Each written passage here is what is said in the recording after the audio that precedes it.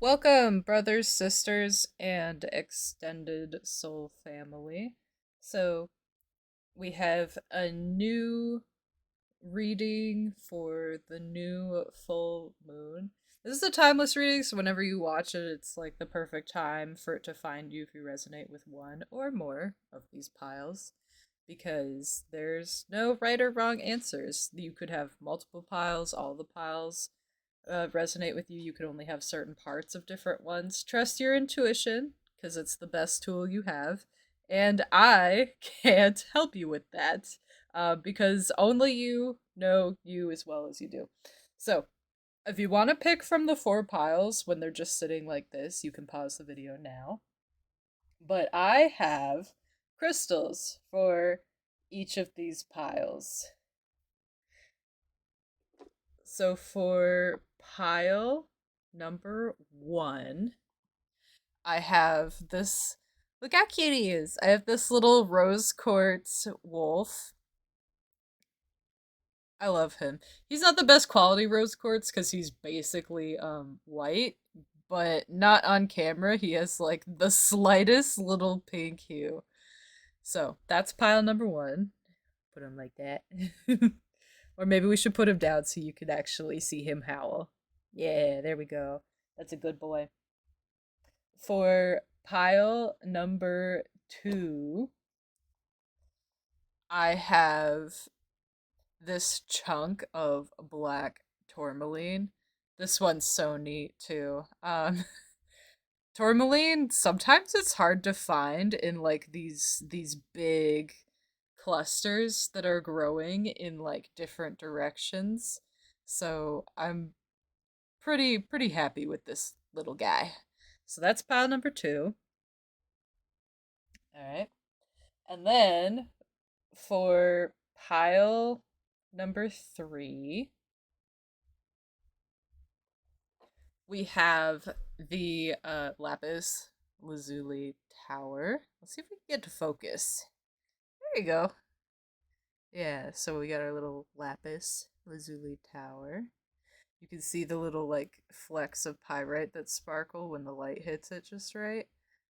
Nice, nice, beautiful piece. Still small enough to fit on the card well. Haha. And for pile number four, we have the tumbled Larimar.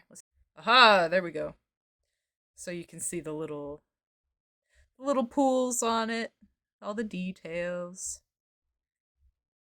So there's the Larimar tumble that will be on pile number four.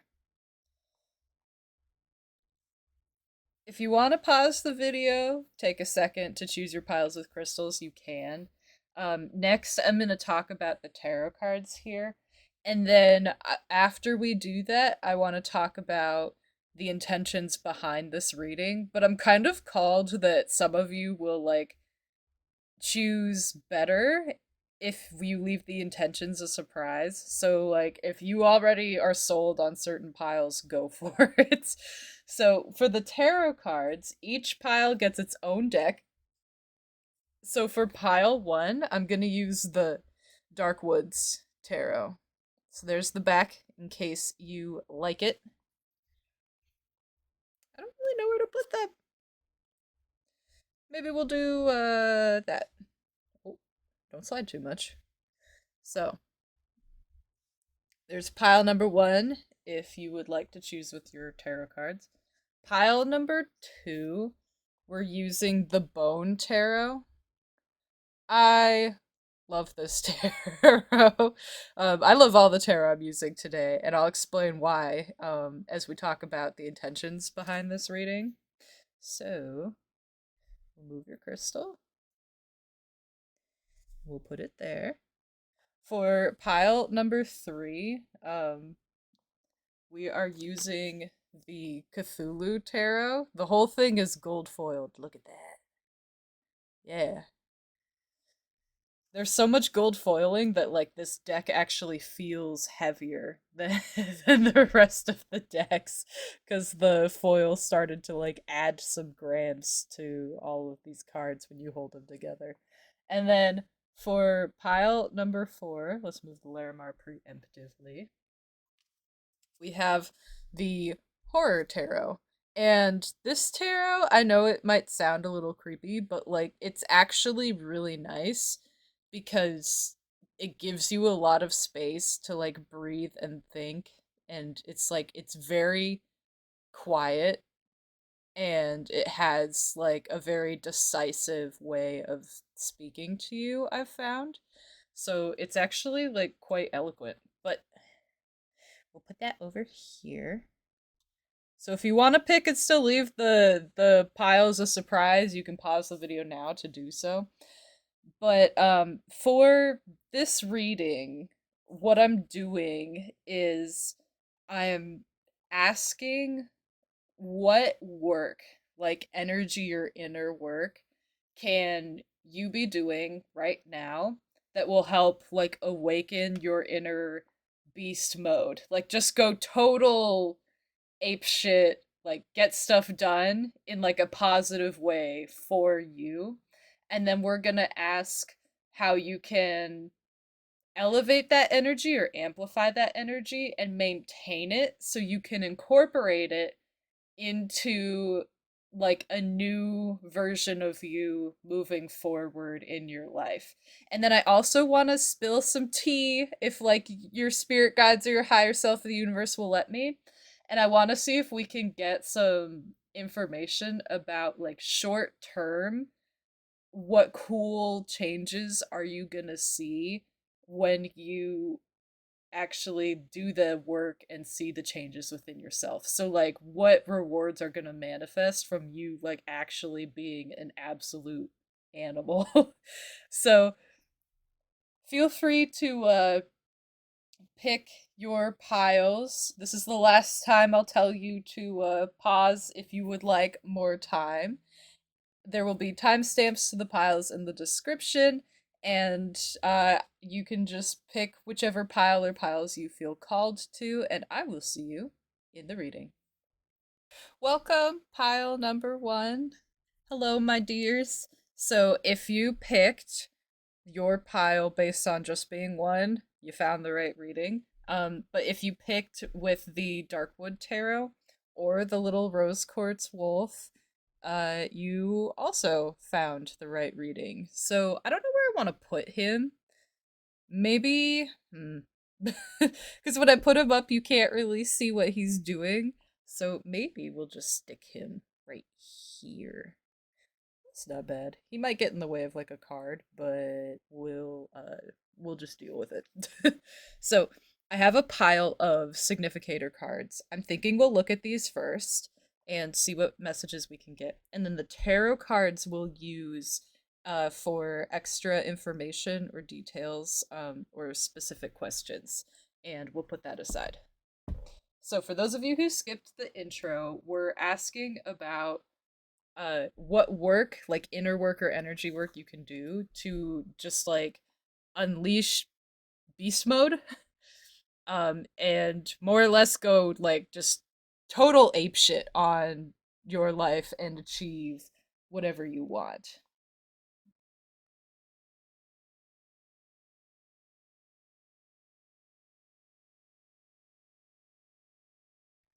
So, with that said, we're also going to ask afterwards how to like amplify that energy and maintain it to incorporate it in like a little new version of you. And I also want to ask like what short-term benefits you'll see from this. We'll see if we can get any like specific short-term benefits. Sometimes y'all like to keep your surprises to yourself.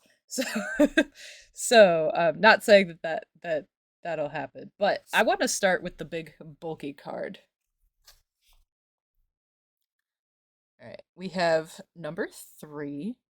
So, I don't know. Maybe if you like pile 3 too, that's significant for you. If it's not, just ignore that. And we have the armadillo spirit, set healthy boundaries. I kind of got the image in my mind of like when the armadillos actually shell up, like they roll up in their little sphere to protect themselves. So I feel like maybe you guys have been relying on like a thick skin on your back to help you out lately. Like maybe you're in kind of like a rough and tough era of your life. So we'll figure out what that means because that sounds nebulous and vague. There we go. I kind of want to like reveal these in reverse order. So next, I want to look at this card. So this one says the enigmatic door. We'll unpack all this in a second. I feel like I want to put this under Mr. Wolf's little tookus. I feel like with the enigmatic door, there's a lot of water right here. I feel like there's something to do with. I keep hearing open the floodgates. But the interesting thing about this archway here is that there's no visible door.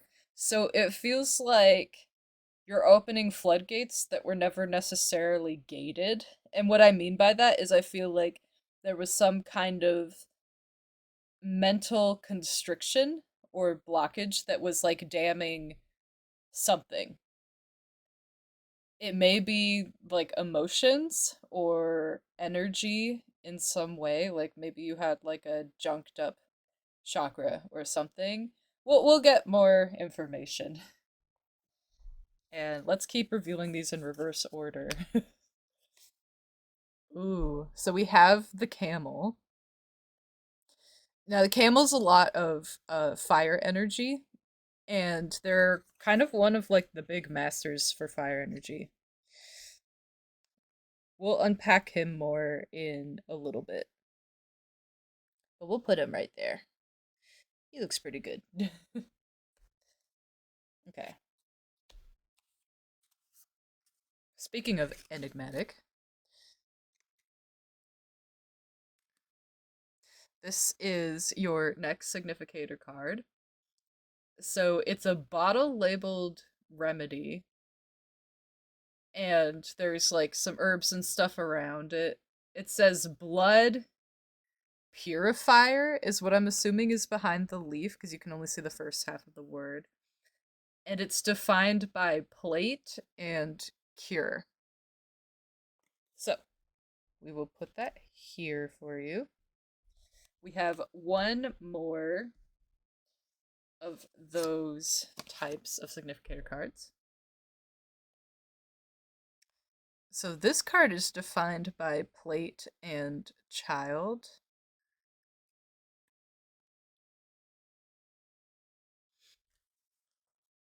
I feel like there's something significant going on with the energy behind uh this card. Like I keep focusing on the face of this skeleton here. You know what it is? Let me hold this up to the camera again. Let's see if we can get to focus. Hello. Okay. So one thing you'll notice here is like there's nothing technically wrong with their jaw, but I keep getting this optical illusion like their schnoz has been or their muzzle has been like pressed flat, like scrunched inwards, and they don't seem to have teeth. And I'm getting the impression of like taking a really strong hit like in the face, like getting like busted lips or like a pounding in the jaw that like makes like your teeth fall out like it does in the cartoons.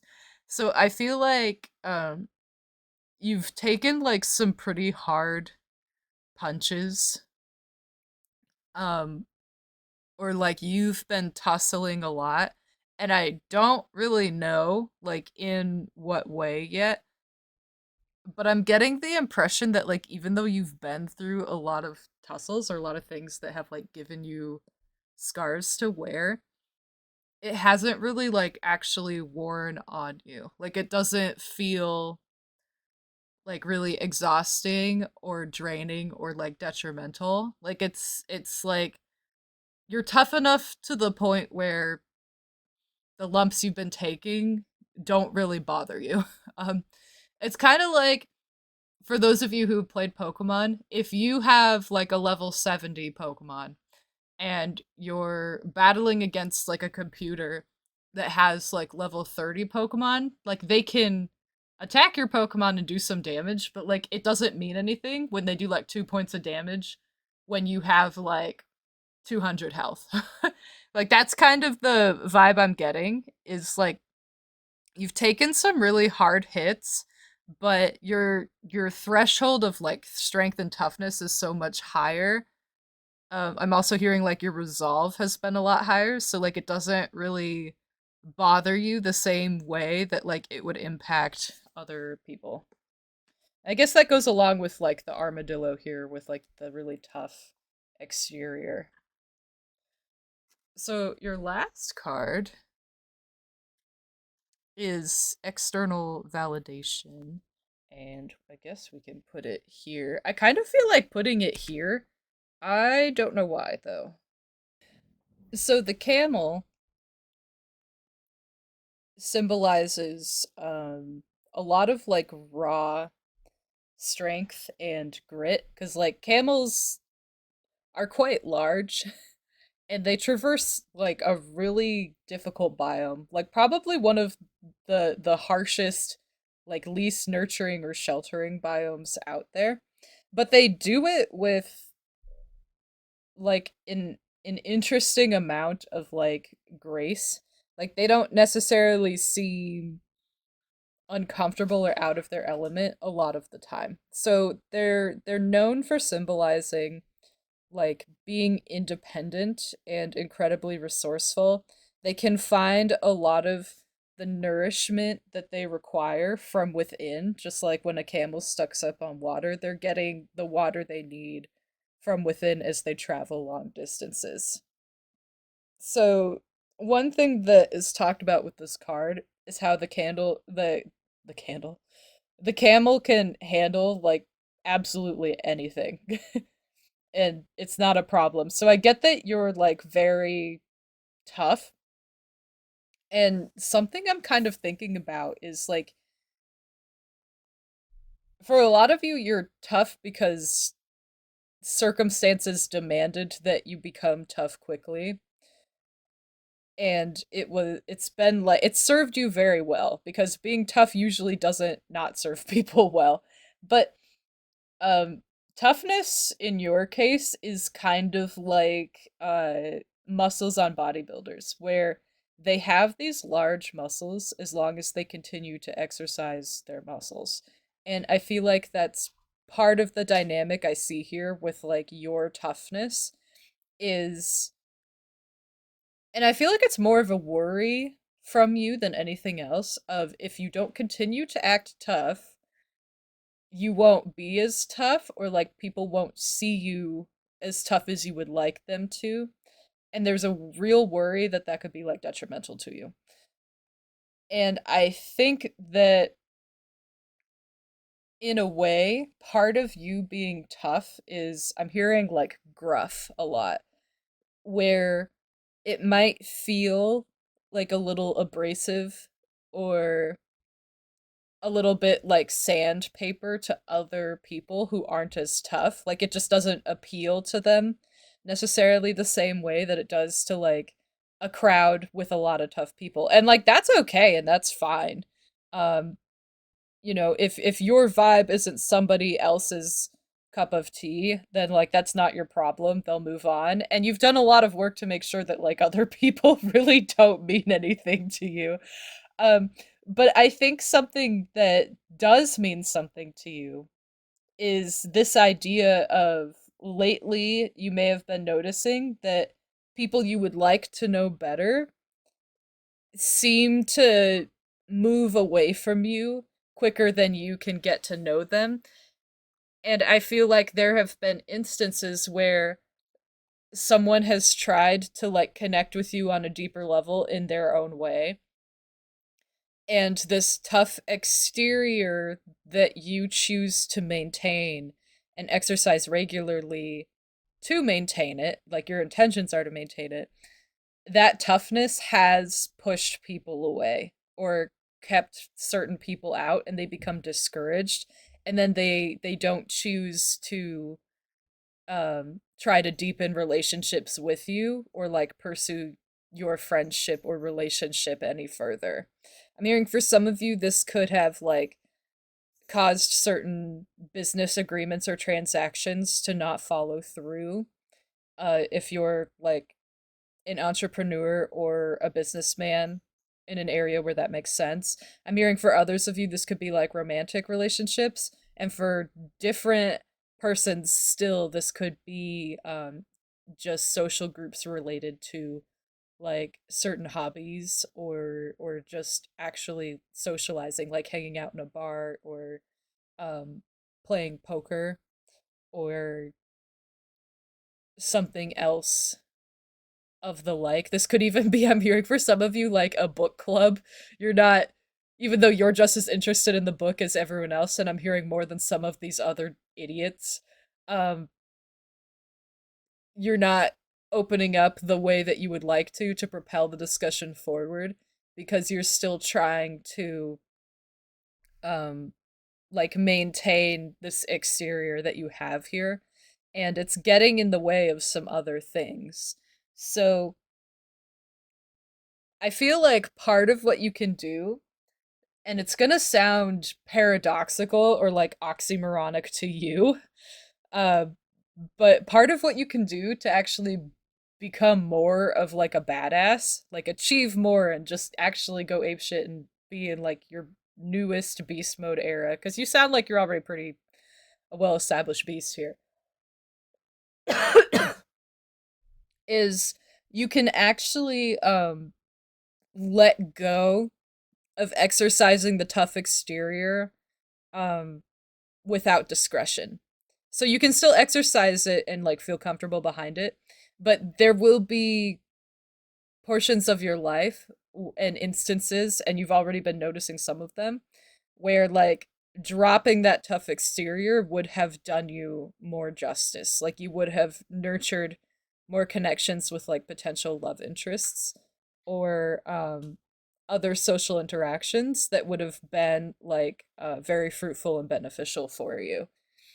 So letting go of that would, in certain instances, would have actually served you well. And I think you know that. And this reading isn't really telling you anything like you don't know. It's just an added layer of confirmation or like a very direct sign for those of you that are craving that to help you move forward and grow in whatever way you would like to in this phase of your life. And I think dropping the tough exterior sometimes doesn't make you less tough. It actually makes you stronger because the strength needed to be vulnerable and get like cut, potentially cut on a part of you that would feel it more, like your soft underbelly instead of your hard shell here. Um, that ability to be vulnerable and trust certain people, um, in certain circumstances actually requires more strength than only ever showing them like your back and your shell where you know there's like no way you're going to get hurt. And just because you get hurt doesn't mean you can't heal from it. So if you open up to somebody and they hurt your feelings or like reject you and say this isn't for me, that's nothing against your character or who you choose to be. It just means that, you know, like they're not for you. And like as they say, rejection is the purest form of divine protection because um that rejection is cutting off something that wouldn't have been beneficial for you anyway. So like yeah, it can sting when someone rejects like the full-blown you, but on the other side of that, it's like they're probably not in a position where they can handle you in a way that's healthy because you're a lot. Um you're not in a lot in a bad way. You're just a lot in like you're a very unstoppable force when there's something you want to get done. Like there's literally nothing you can't handle. And that includes like getting poked um or getting like some scrapes and bruises because someone says like no, I'm not interested in like hanging out with the genuine you more.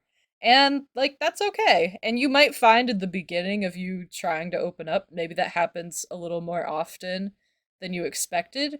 And that may be because for some of you out there, you've put up this tough exterior 100% of the time, like so indiscriminately always, that the impression of you is that from other people is that that actually is the genuine you. So you're attracting people that expect nothing else from you and like seek nothing else from you. So when you show them something else from you, they get like taken aback or surprised or bewildered, and they're like, "Oh, I only wanted someone who's tough. Like, what is this?" Um, but those of you that are have relationships with people that are truly healthy for you and will like both sides of you if you choose to show them both sides of you, because you don't have to do that for everybody. But for like very intimate relationships or the select few that you want to like connect with on a deeper level, like, you know, the ones that are actually meant to be in your life for a long time and a reason, they will accept both sides of you. So you're kind of gonna be doing the work at first of like figuring out, like weeding out who is actually good for all sides of you, not just one. And I think that part of this like toughness exterior that you've put up, like it is a genuine side of you. Like none of this is really like a farce, but it might feel like a farce when you apply it in situations where you prefer that you didn't. Like in those situations, that's not the genuine you, so it is a little bit of a farce. But like you being tough is not fake. Like you aren't actually a strong, hardy person. But I feel like with external validation here, some of you find it difficult to like put down the barriers or like unshell yourself sometimes because you're worried like, you know, you'll be teased or people will make fun of you, or maybe they'll like see you're soft and they'll try to like take advantage of you, or they'll treat you quite differently, and that's not something you want to have happen. But this is your weeding out process of if people treat you differently, like they show you less respect or a complete like lack of respect, just because you're not putting on like a very tough exterior. Like they choose to take advantage of you the second you try to open up to them and you're more vulnerable. Like kick them to the curb. Like they showed their true colors and they are freaking ugly and you don't need them. And that may be more painful than not.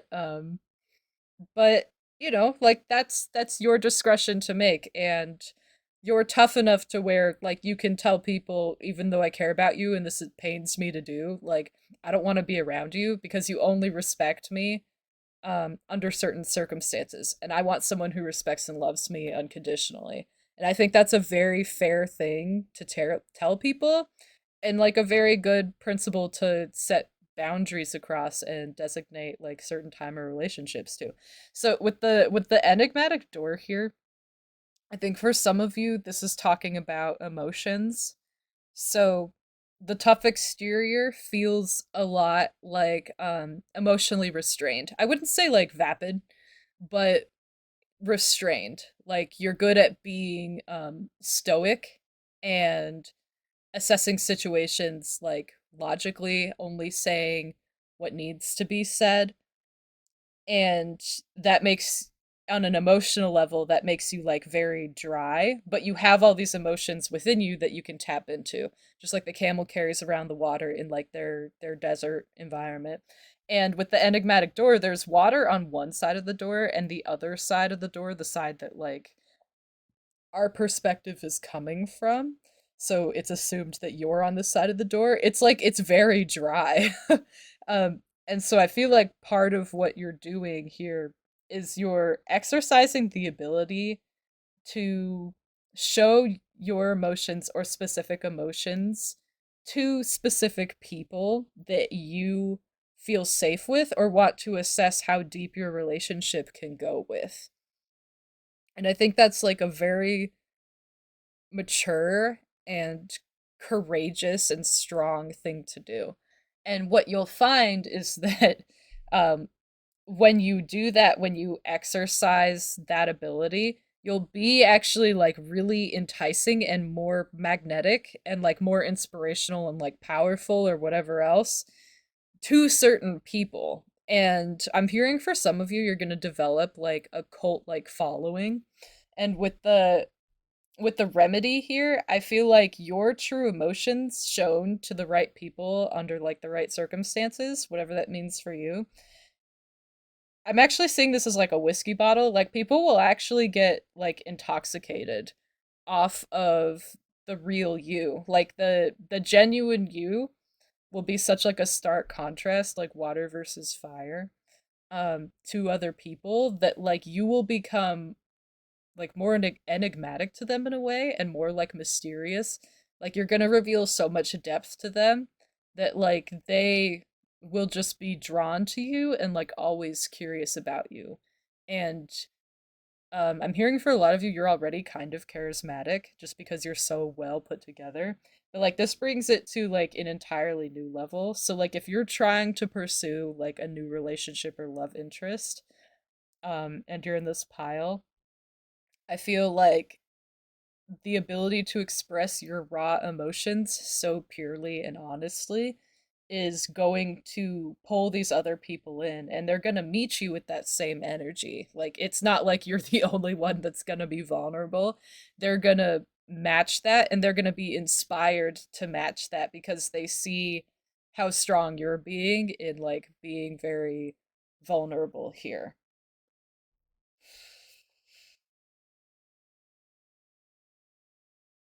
So I think for a lot of you, you're actually like romantics in this pile. Um, and you're looking for a way to like go apeshit in your love life, which like everyone loves a good beast. Like I think people have the phrase of sexy beast for a reason.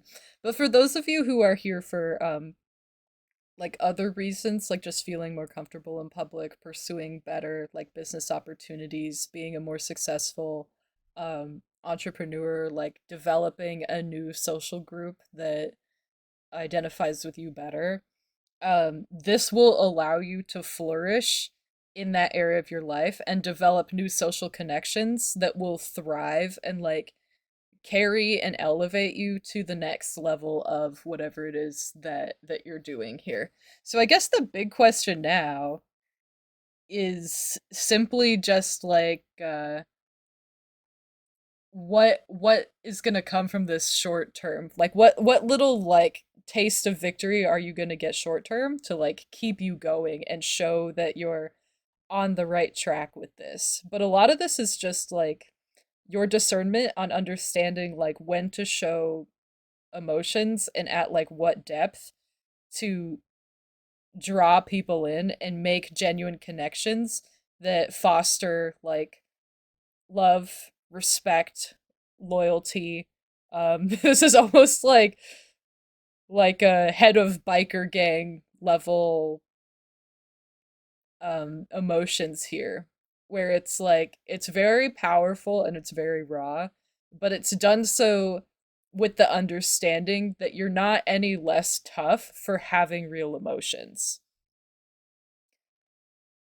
And this is kind of also the dynamic that you see a lot in like classical Greek literature where like they understood that like really badass heroes and characters in their lore weren't any less like capable or powerful, or if you're talking about men, like their version of like good masculine, um or like really influential females, like they weren't less strong or tough because they were able to express real emotions. That's why in a lot of like the Greek literature, um they always have like the main hero at some point like break down in tears because that actually is part of being really strong, is being able to like express your emotions and like feel them on such a heavy level and still achieve whatever it is you want to achieve. And like emotions are more of a driving force than they are stifling when you feel them in such like an in tune mature way, and the camel is able to do that. So for you it's more of turning on and off the little like doorway you have of like when do you invite some of the emotions or the water in to share with other people, and when do you just like cut them off from it. And your discernment of that is going to come to you like very naturally and very comfortably for most of you. Others it might take practice, but for most of you it's going to come like very naturally and comfortably, because you're going to like use your intuition a lot of the time to navigate between who deserves to see your deeper emotions and who like isn't worth your time, um and like who has good intentions and who's just looking to like cut you where you're soft. um and it's going to serve you very well, and you're going to be like a lot more enticing because of that, and that's going to serve you very well. Like your charisma is about to like skyrocket from this. Okay, so let's actually get into asking some specifics. So let's see what treats you get from this, what results you get from this in the short term. So by short term, I mean like the next couple weeks. So if you're watching this when it comes out on the full moon, like until the next full moon ish, take timing with a grain of salt. But for those of you who aren't, you're watching this whenever, like in the next like 2 or 3 weeks ish is when I'm asking for timing here.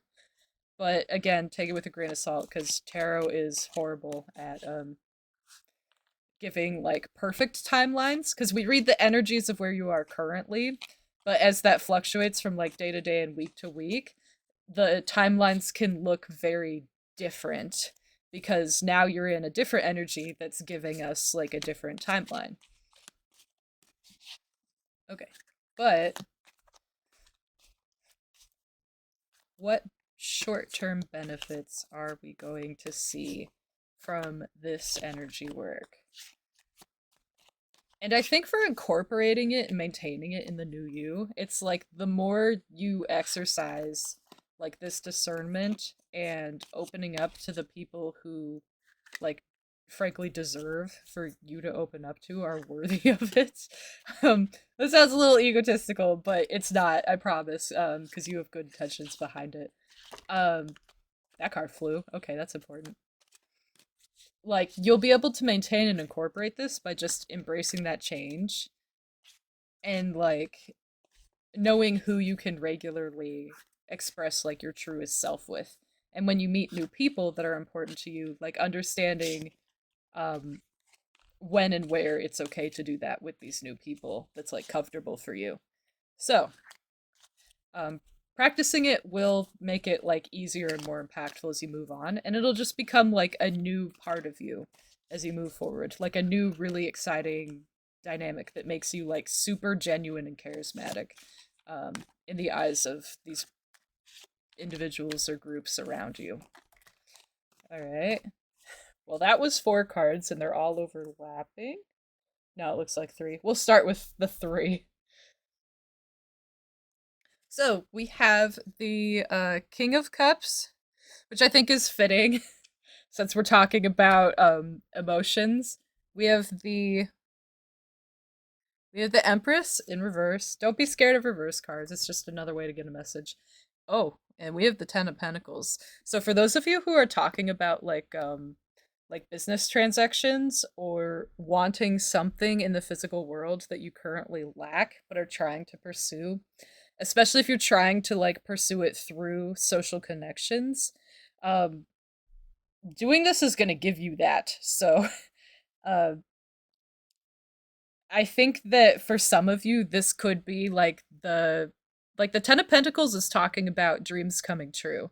It's it's the very like I got my fairy tale wish energy in a card.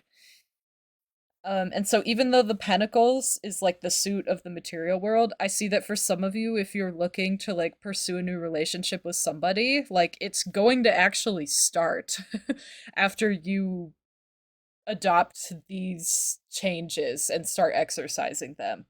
Um, I see for others of you, like you'll get some new business opportunities or transactions, or like you'll get whatever you wanted out of your new like social interactions when you start employing this because it's going to come very like naturally to you. With the King of Cups, this is the energy of being able to use your emotional adeptness to dream what you want like into existence. It's also a way to like connect with other people. It's very diplomatic, and it can lead to like good conversations and like compromises and deals. And so I feel like again, these two are kind of tied together where like you're going to be able to take some dreams you have that are rooted in your deeper emotions and desires and bring them into the physical world, and you're going to see them manifest like really quickly. The King of Cups is also known for being like a pretty desirable energy. So when we talked earlier about the remedy over here, um that's kind of more of what we're seeing here, where like you're going to be very intoxicating, and that's going to work in your favor. And if you've been feeling kind of dry on like just having some real social interactions in general, like those are going to come flooding in once you are willing to like open up to certain people in certain ways. And you could give them just a little taste, you know? Like you don't have to bare your whole soul. You can just be like, like half a cup of water. Here you go. Like here's just a little tidbit about me. That's it. It doesn't have to be a whole life story to like the rando in line in front of you in the supermarket or something. So the Empress I want to point out is the number 3, and we got the number 3 here, and we pulled 3 tarot cards. So there's something about threes that seem to be significant. So take that how you will. But what I do want to say is that the Empress symbolizes in certain ways the burden of societal fantasy. And so like a lot of people will kind of like put their own beliefs on you. Like they'll fill in the gaps where they feel there are gaps to be filled. And that's why like very mysterious reserved people have an allure to them, is because like humans are inquisitive creatures, and so we'll see something that's like only half filled in and we'll try to fill in the blanks ourselves, um out of like interest or because like we're more comfortable with like not feeling like there's a lot unknown. And I feel like in a way, people have been doing that to you subconsciously or otherwise. Um, and you weren't able to notice every time somebody did that.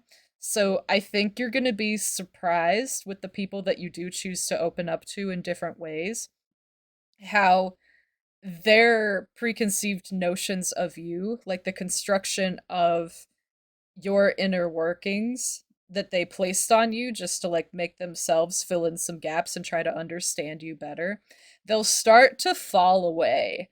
And when they do, you'll cultivate like deeper relationships. And I think in some places you'll feel tension being released where you didn't actually know there was tension, because you being so reserved and tough made the other person try to like mirror that so that they wouldn't get hurt as well.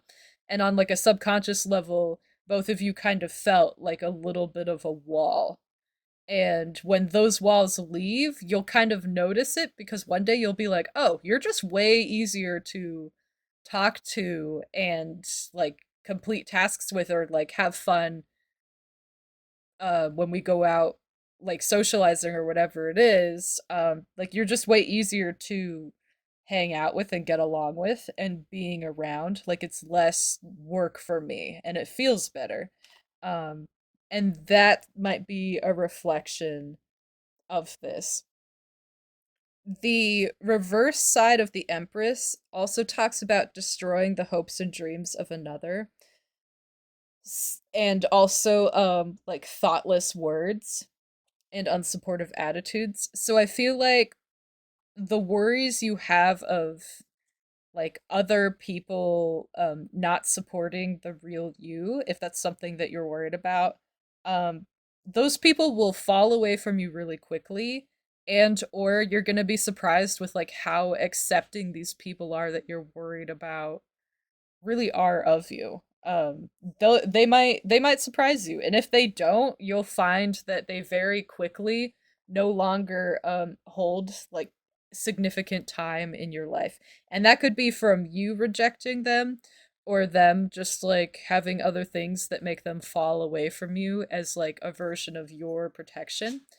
And if that's the case, that's like you and your spirit guides in the universe trying to encourage you to keep employing or utilizing like this discretion with other other relationships you have moving forward with other people. So it's their way of saying like just cuz it didn't work out with like this one jerk doesn't mean it's not going to work out with like all of these other wonderful people, some of which you haven't met yet. So the universe will try to like keep you from getting discouraged if someone reacts very poorly to you by trying to like pull them out of your life if you don't just straight up like reject them for being a jerk. Because sometimes it's hard to do that if you've known someone for a long time and you're doing something that like makes you more vulnerable. As far as destroying the hopes and dreams of another, what I see is that if someone placed like unfair expectations upon you, like the whole like, oh well they can handle anything, so like just throw this at them too.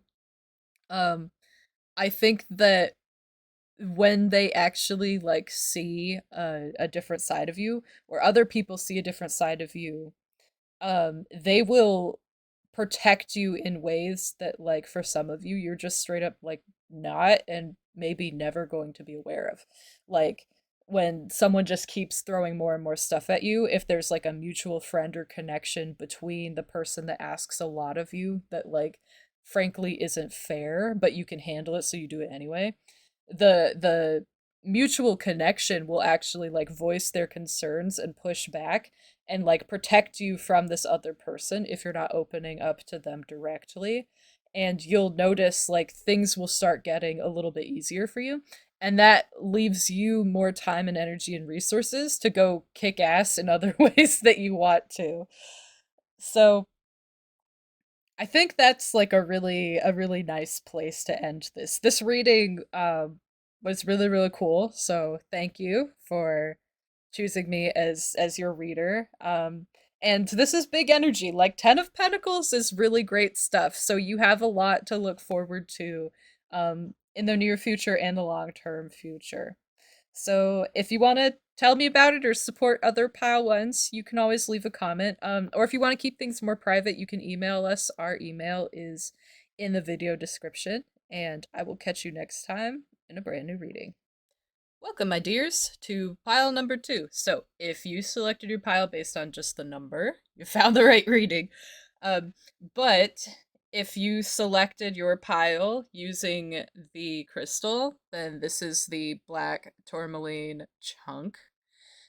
We'll put it, I don't know, right there. You can't see it very well, but it's there, it's fine. Or if you selected your pile using the bone tarot, this is also your pile.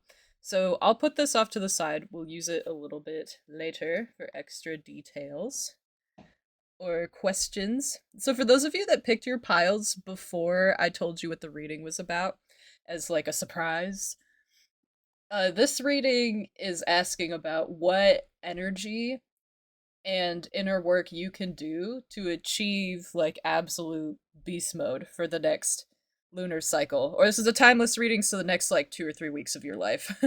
And this is going from like full moon to full moon for those of you watching it now. So just how what inner work can you do to just go like absolutely ape shit in whichever way that you've been wanting to? So I'm gonna ask about how you can elevate your energy, amplify it, and then incorporate that into the new you via like maintaining that energy. And then the last question we'll end with is asking about what will come from this short term. Like what like gift or benefit are you gonna see in the next 2 or 3 weeks? Or this lunar cycle if you're watching it now. That shows like you're on the right track and you're doing good.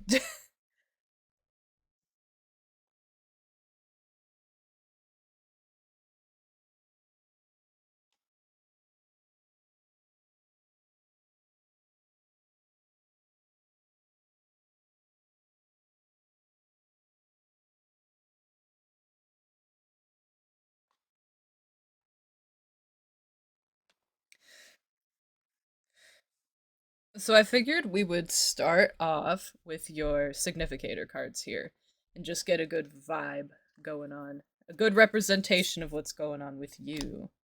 So, your first card is the Starfish Spirit, and it says open to infinite possibility.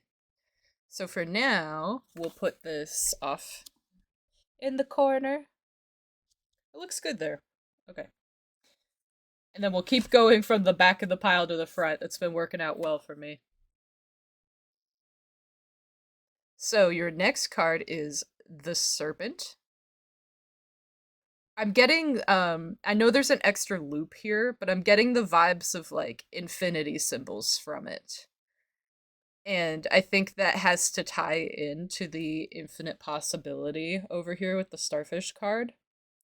Serpents are also known as symbols of like rebirth and rejuvenation and renewal, like the infinite life death cycle because of the way that they're able to like shed their skins. So, some infinite stuff going on here. I also want to say there's like similarity in the colors here of this sort of like stained old parchment, like that doled out orange or peach with like this dark color because it's kind of in the arms of the starfish. We'll see if that continues to hold some significance in your other cards. So your next card is Free Will. I think the interesting thing about this card, one is that we see that color, the orangish color, and then the dark color down here. Um, but the Free Will card, it's a figure sitting in like a bird cage, but the bird cage door is open, so you could spread your wings and fly, like go wherever you wanted. But the figure is sitting in the cage. And I think sometimes when I've looked at this card, it looks like you're choosing to kind of sit in your sanctuary. But for you, I almost feel like you're not really seeing the open part of the bars that you can fit through. It sort of feels like you have free will, but you don't understand to what extent you can exercise that free will or like the opportunities available to you. So we'll see what that is all about. That's kind of cool how like the clouds from behind the snake here almost flow into this card. All right.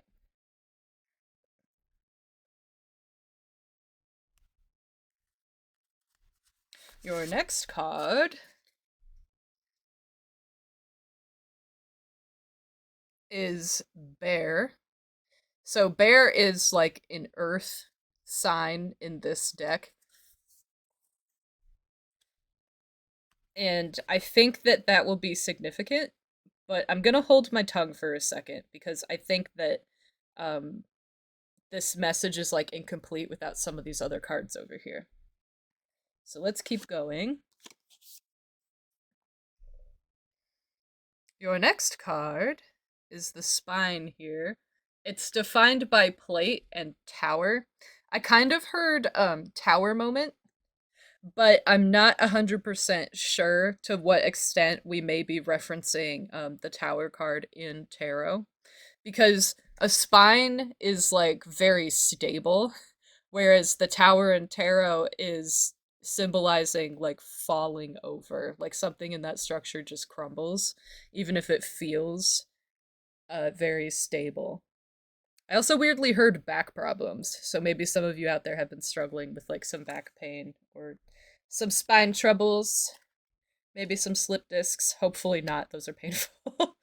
Okay, we will continue. You guys got quite a few cards, I want to say. So we'll figure out a way to make them all fit, don't worry. But bear with me as we go through them. Your next significator card is a skull here, and it's defined by plate and bear. So you have two bear cards, which I think is interesting. When I look at this card, I feel the word predator surface up a lot.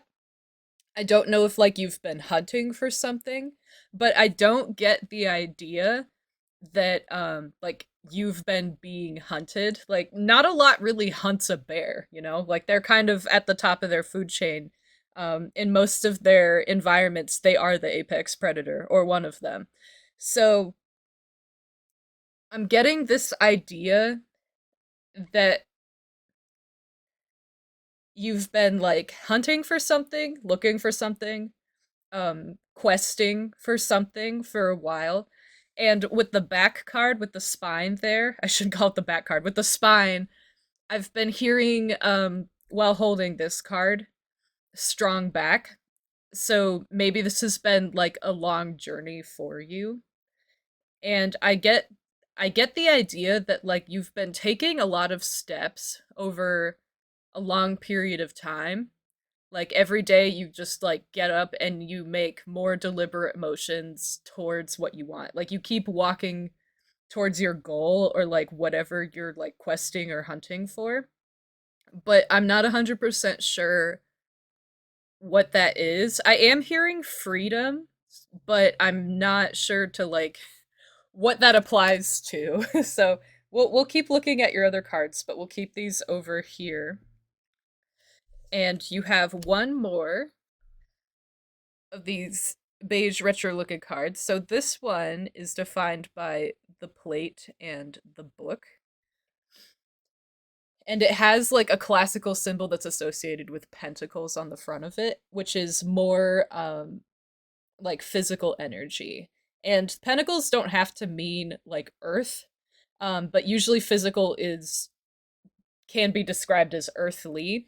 And I keep hearing earthbound. So I feel like whatever you're questing for, it's like it's something that you I don't want to say it's something you want in the physical world, but a lot of the work you've been doing, like the inevitable deliberate movements, like the steps forward you've been taking that feel heavy, you've been making a lot of like motions to like hunt whatever you're hunting for down in the physical realms. Like you've been taking actions in a very earthly way to try to go find or finally like achieve whatever it is that you're doing. And for a lot of you, I think you're like actively looking for something that would be like in the physical world.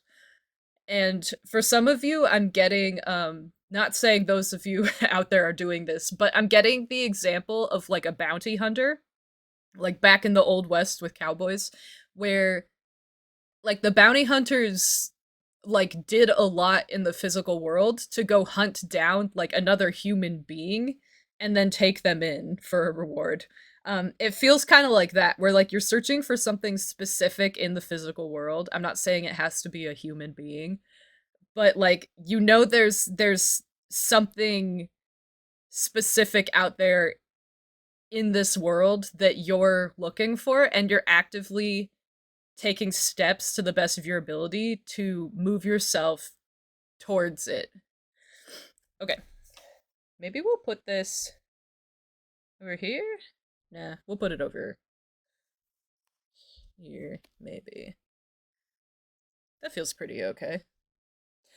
I do want to say when I started this reading, I went to like go grab your tarot card pile to like adjust it on the table for the starting cut, and like somebody reached their little hand out like this and like caught mine. Like they were like holding my hand kind of like that. And I just heard when I was like adjusting your cards on the table, like someone say like I love you. And I'm not sure if that's like one of your spirit guides or your higher self. Um or maybe like if you are pursuing a person, uh it's that person saying that.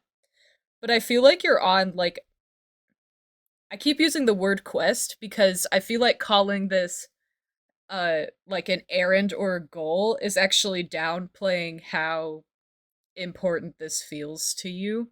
And with the infinite opportunity over here, uh it almost feels like finding whatever you're looking for is going to open up infinite possibilities.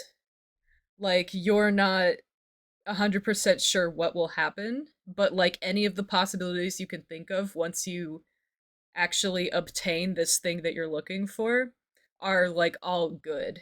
And it's like something that maybe you have been daydreaming about for a long time of like, oh, once this happens, once I find this, once I get this, like A could happen, B could happen, C could happen, and you go like all the way through the alphabet, you exhaust that and you keep going with like other potential opportunities, and like all of them feel good to you.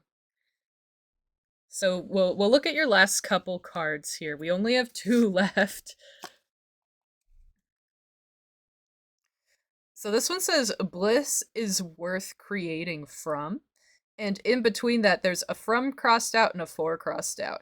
And this gives me the same energy of the serpent, where like they go through cycles of birth and renewal of like shedding their skin. Because it's like over here, they're saying bliss is worth creating from. And that's like the first step in the cycle. And then it goes to creating for. And then you crossed that next step off of your cycle and you're back to from. So I feel like maybe you've gone through a couple cycles trying to find whatever it is that you're finding. Like you've completed some significant growth along the way pursuing this physical thing that you've been pursuing. And I get kind of sad when I look at this card in the way of like longing for something. Especially with like the heart here. I feel like whatever it is that you've been pursuing, you've been feeling like you've been missing it for a long time, but in a way of recognition, you know, like it's you can want something you've never had before, but you can't miss something you've never experienced before. So I feel like on some level or another, whatever you're looking for, you either lost, it was like stripped away from you, or you've experienced it in another way at like another point in your life, however brief. Like for some of you, I'm hearing you just got like a taste of it, but you actually want it now.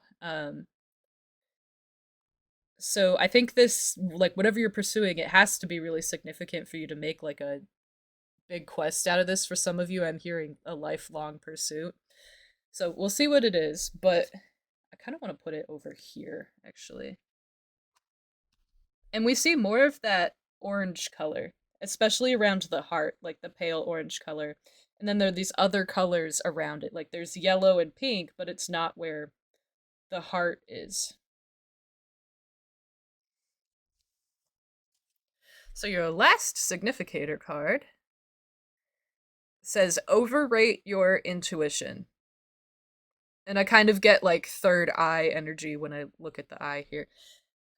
Uh and I think that I'm hearing that your intuition can lead you to infinite possibilities. And I think another way of saying this is I'm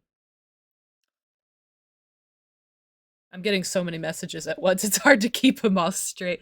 I just got interrupted by you see this little patch of that pale orange color that we've seen everywhere. Notice how it's like nowhere near this eye here, but it was completely saturating and encompassing the heart. What I'm getting from this is that the way that you're looking around at things and for things, like you're scanning, you're assessing your environment, you're taking time to assess like other objects or things that may be confused with what you're actually pursuing, like with scrutiny. But for some reason, like wherever you look and wherever you're like directing your focus, attention, sights, energy, intentions, it's just missing the mark.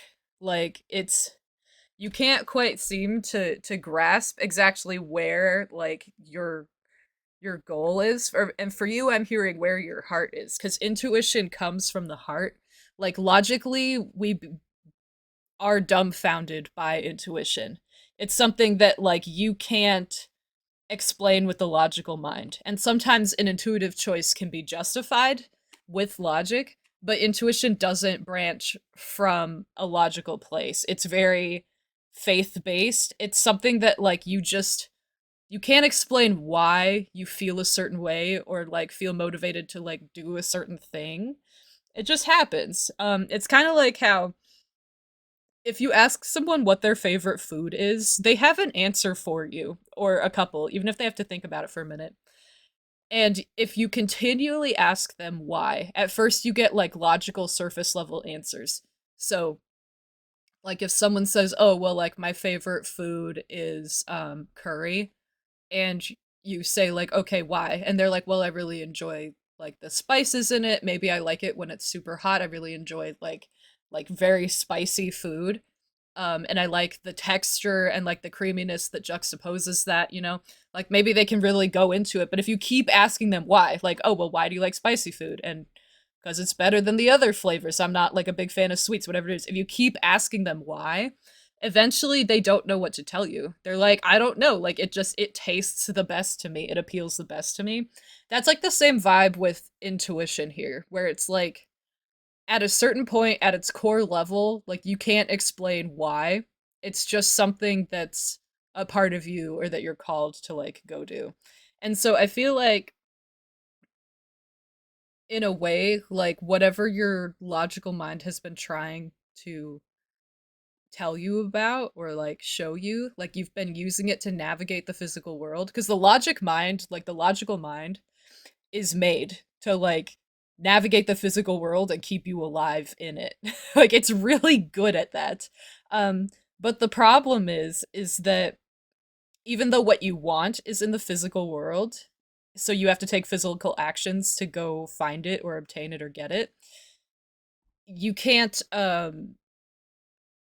just rely on logic, because this is like it's a quest that's unfolding in the physical world, but it's fueled by your spiritual self and the divine. And if you're pursuing somebody else, that's also being fueled by the divine on their end.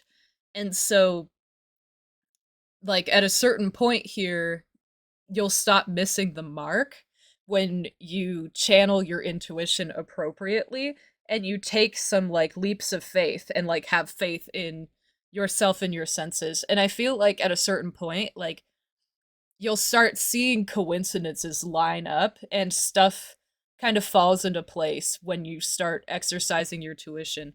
I also want to point out on this card, it's numbered 2. See if you can see that. Hello? There we go. It's numbered number 2. And the 2 isn't like exactly the same orange, it's a little darker, especially on camera. Jeez. But it's pretty dang close. Like look at that. And so I think for a lot of you, you're actually like pursuing um like a lifelong love or somebody important to you that was like lost to you. Like this kind of feels like companionship at a romantic level types of energy. Um Almost like twin flame energy, where it's like you can feel that they're out there. You know that they're out there. Like even if you've never met them before. And you're like so sure that they're out there based on your feelings that it almost feels like um you're being ridiculous is what I'm hearing, and like you're living in a fantasy land. And I feel like those notions are coming from the fact that when you try to explain that you know like the love of your life is out there somewhere and you're gonna find them and they're gonna like receive you well, they're gonna be so happy and grateful to see you. It's gonna be one of those like Hollywood reunions in the good movies where like the two people like hug and are like crying and it's just like genuine and real. Like that's the kind of energy I get from this. And I think that because you can't explain that they're out there, but you know they are, and it's giving you this like relentless drive to move forward, and you're just doing it. Um, Other people that don't understand that because they haven't experienced intuition this powerful, and a lot of people aren't able to come here with that knowledge, like that actual known fact to them that like their soulmate or their twin flame or like the love of their life is out there. And so that sense is like very unrelatable or foreign to them.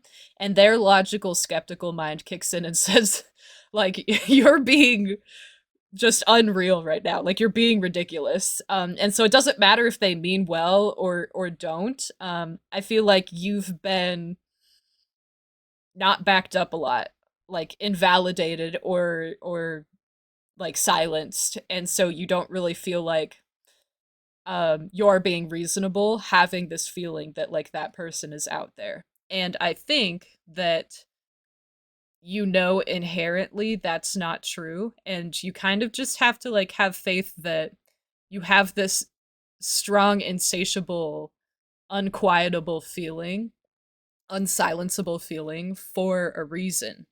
And it's because like it is real, and there's truth to that, but there's truth to it that isn't going to be relatable to a lot of other people. So you have to not take them seriously when they don't believe you. Because it's kind of like trying to explain,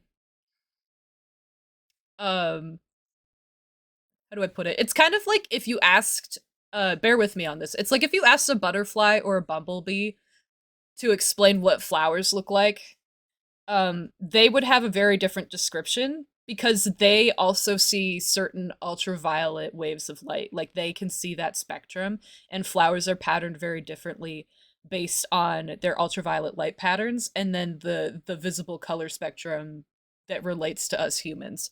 And so if a bumblebee were to tell you what flowers look like, it would not be relatable to you at all. And there would be no way for them to describe like what color an ultraviolet light is to you, because we don't have a way in our logical human minds to imagine on a realistic level another color. Like that just doesn't compute for us the same way the human mind can't realistically fathom 100 million things. Like we can't like infinity isn't graspable to us for probably a reason. But like that's what this feels like is you're over here trying to explain what ultraviolet light looks like and what color it is to other people, and they're just like not humoring you on it because it feels too foreign to them. So this is like a call for you to understand that like some things are just beyond what other people can grasp or handle, even if they mean well for you, even if they're like best friends or loved ones. And that's okay because you don't require external validation to like go on this quest and like achieve your dream and like find your soulmate or whatever you're pursuing here. And I think for most of you this is like a person, but it is a general reading, so for those of you where this applies and it's not a romantic connection, I don't want to, like have you feel not included here. But I haven't gotten any specific messages for those of you who like aren't pursuing um like another human being for like romantic reasons.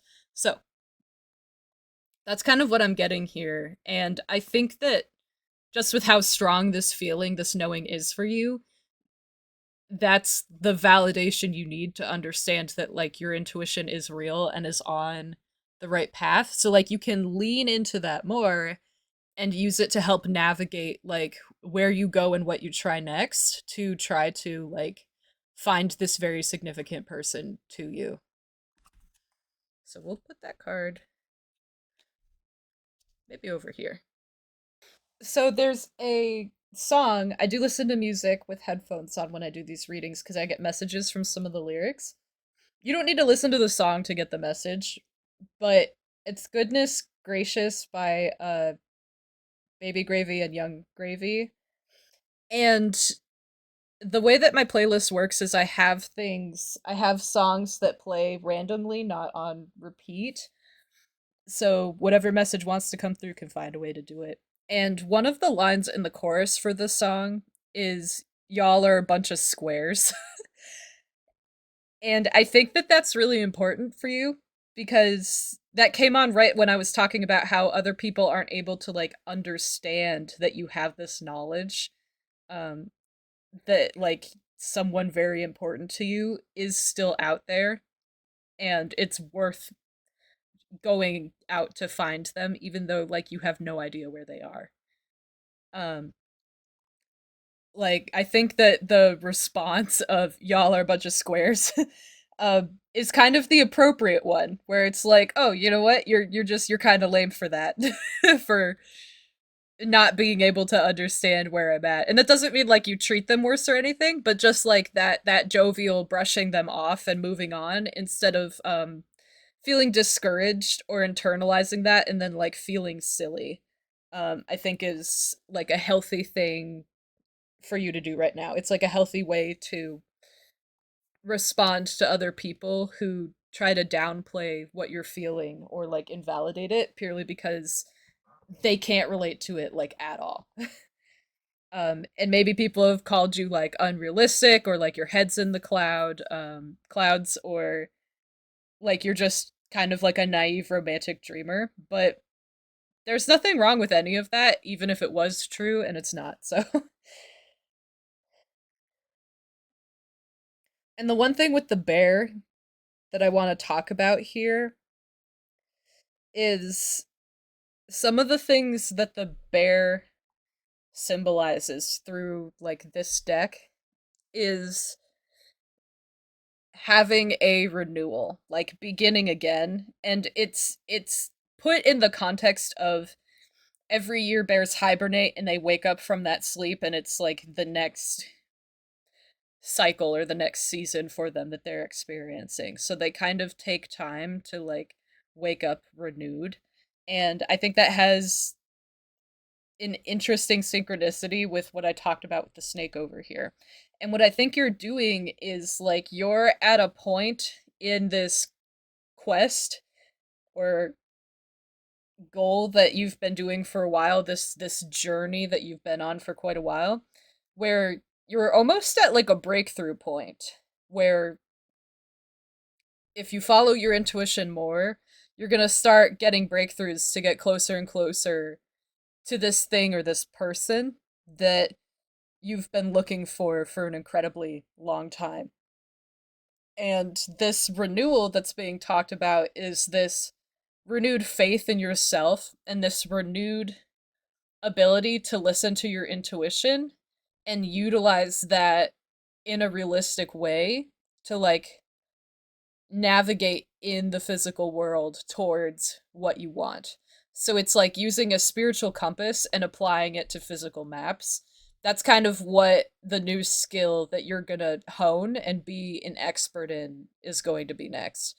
And I think that in doing so, um you're going to be able to navigate from this darker color like to that horizon, that orange colored horizon that seems to be like symbolizing where your heart is telling you to go, which like is your intuition here. So I think as far as asking about how you can actually like go ape shit goes, it's more about leaning into your intuition and what it's telling you.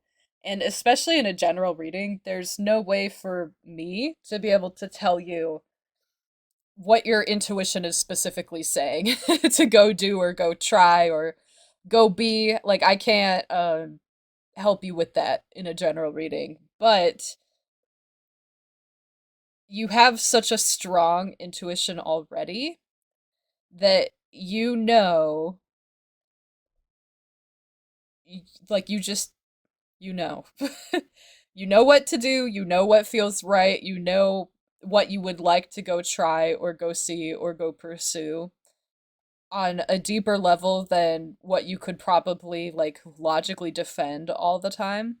And that's fine. Like you're being asked to embrace that and use that as like your new compass to go try to figure things out. Especially because I feel like some of you, this journey's been cumbersome, and you're almost at a point where you've exhausted all logical avenues or routes to try to find this person or this object that you've been looking for.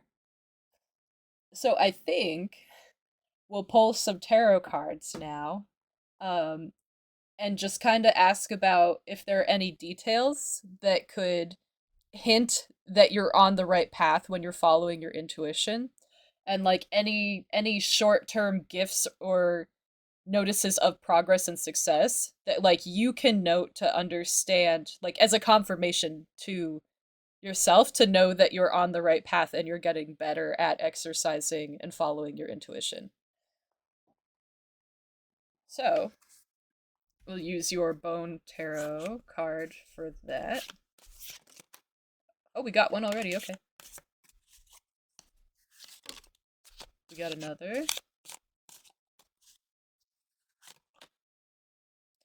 We got another. Oh, hello. Okay. I guess it could stay over there for a second. But I wanted. Well, we'll leave it there because it fell there. Okay. What else can you give us?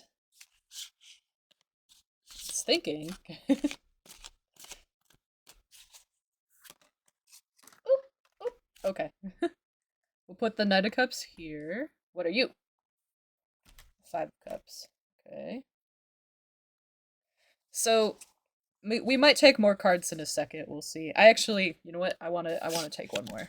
Ah. Okay, there we go.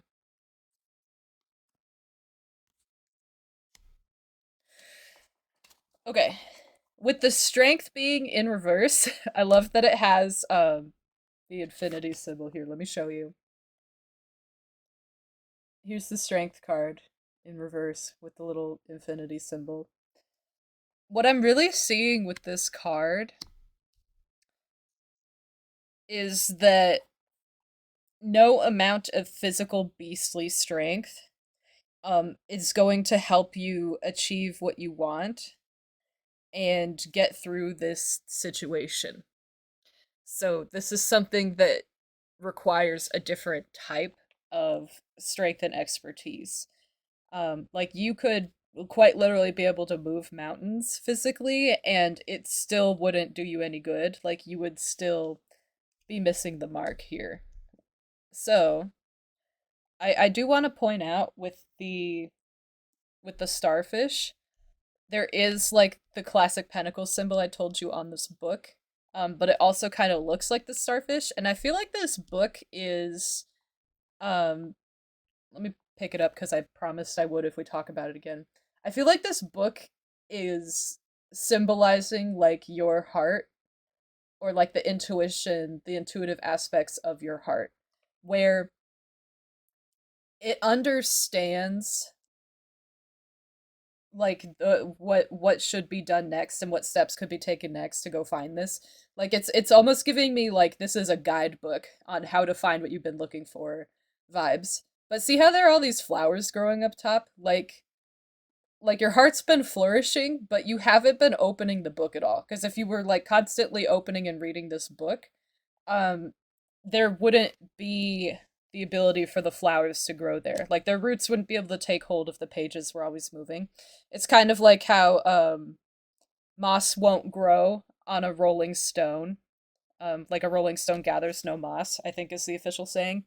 That's the vibe I'm getting with that book, where it's like it's time to come out of stasis by opening your heart and taking a serious look at it. I also got called to look at the back of the deck, which is the chariot in reverse. And I feel like, there we go. And I feel like what's been happening here is usually the chariot's a symbol that things are moving incredibly quickly, and in your favor.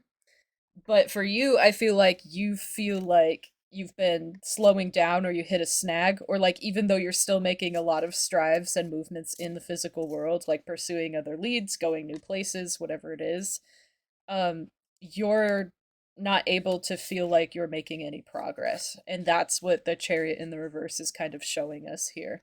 So I'm just shuffling the deck so we can have like a new bottom later if we want it. And I will put this off to the side for a second. We'll put it we'll put it off screen because our screen is so full. So the next things we have are the Nine of Wands. Let me show you all your cards. So here we have the Nine of Wands. And here we have the Five of Cups. So, with the Nine of Wands symbolizes a lot of energy of completion. That's just what nines in general can symbolize. But with the wands being the suit here, there's a lot more like heady, like logical, ethereal energy. Like more of like I don't want to say mind games because in this case there's like nuance to how this is getting unpacked. But the Nine of Wands being a nine is talking about how you're going to be in an energy of getting what you want, of completing something important to you. And there's a call here to break down barriers and moving past your comfort zone, just because that's part of the energy of the Nine of Wands as well.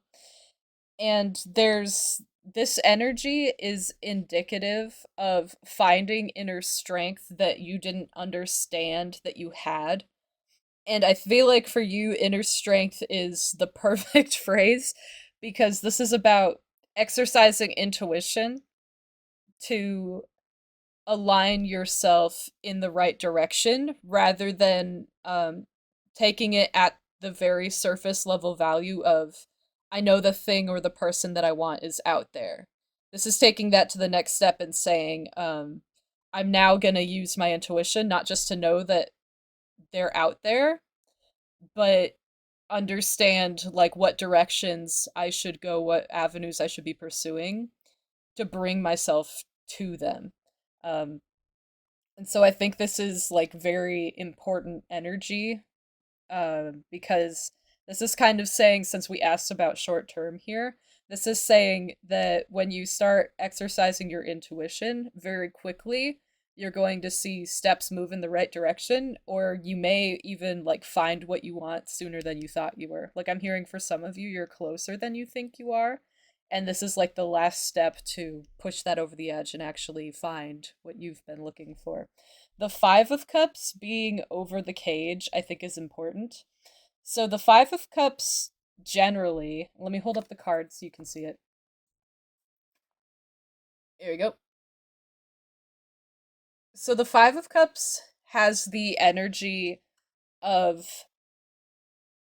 lack, pain, being distraught.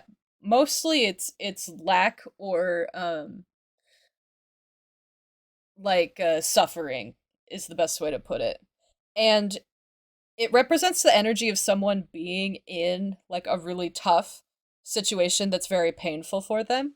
But there's a way out of the situation, and to onlookers, it's apparent that they have ways to get out of whatever situation they're in. So if they're lacking something, the abundance is like right there, and it's something that they can reach out and like receive or take very easily.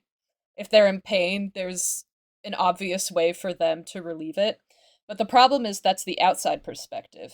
And for the person that's in this energy of suffering, pain, or lack, the the hurt and the pain is so excruciating and blinding to that person that they get tunnel visioned towards it and they're not able to look up and around them and see all the avenues they have to get out of this.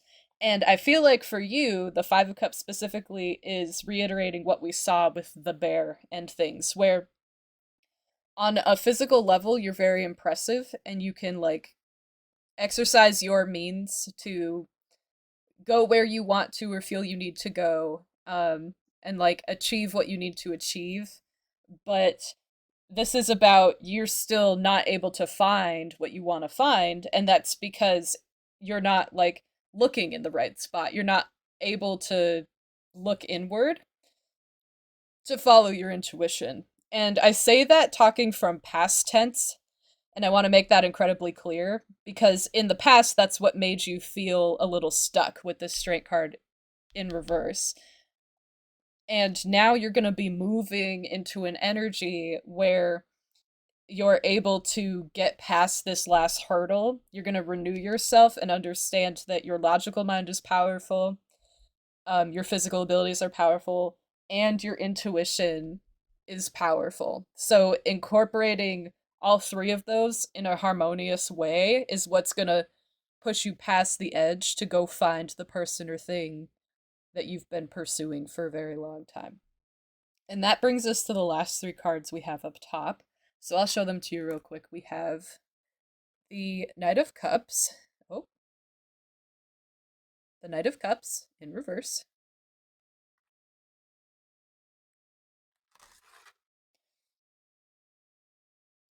We have the Queen of Swords in reverse. And that Queen of Swords was under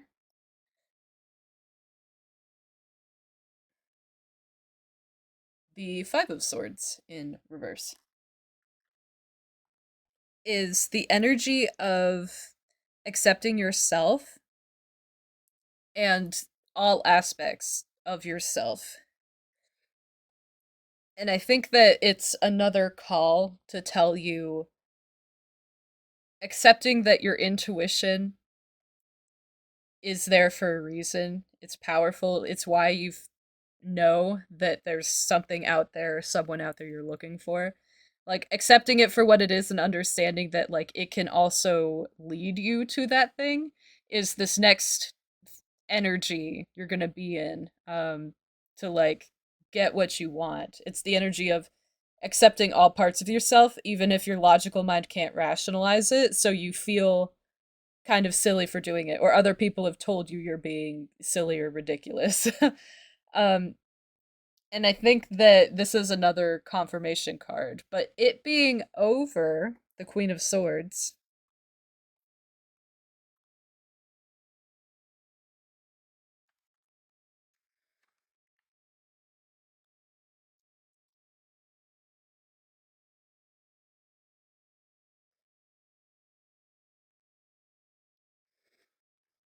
the Queen of Swords in reverse can symbolize the energy of nothing ever feeling good enough because you don't feel good enough.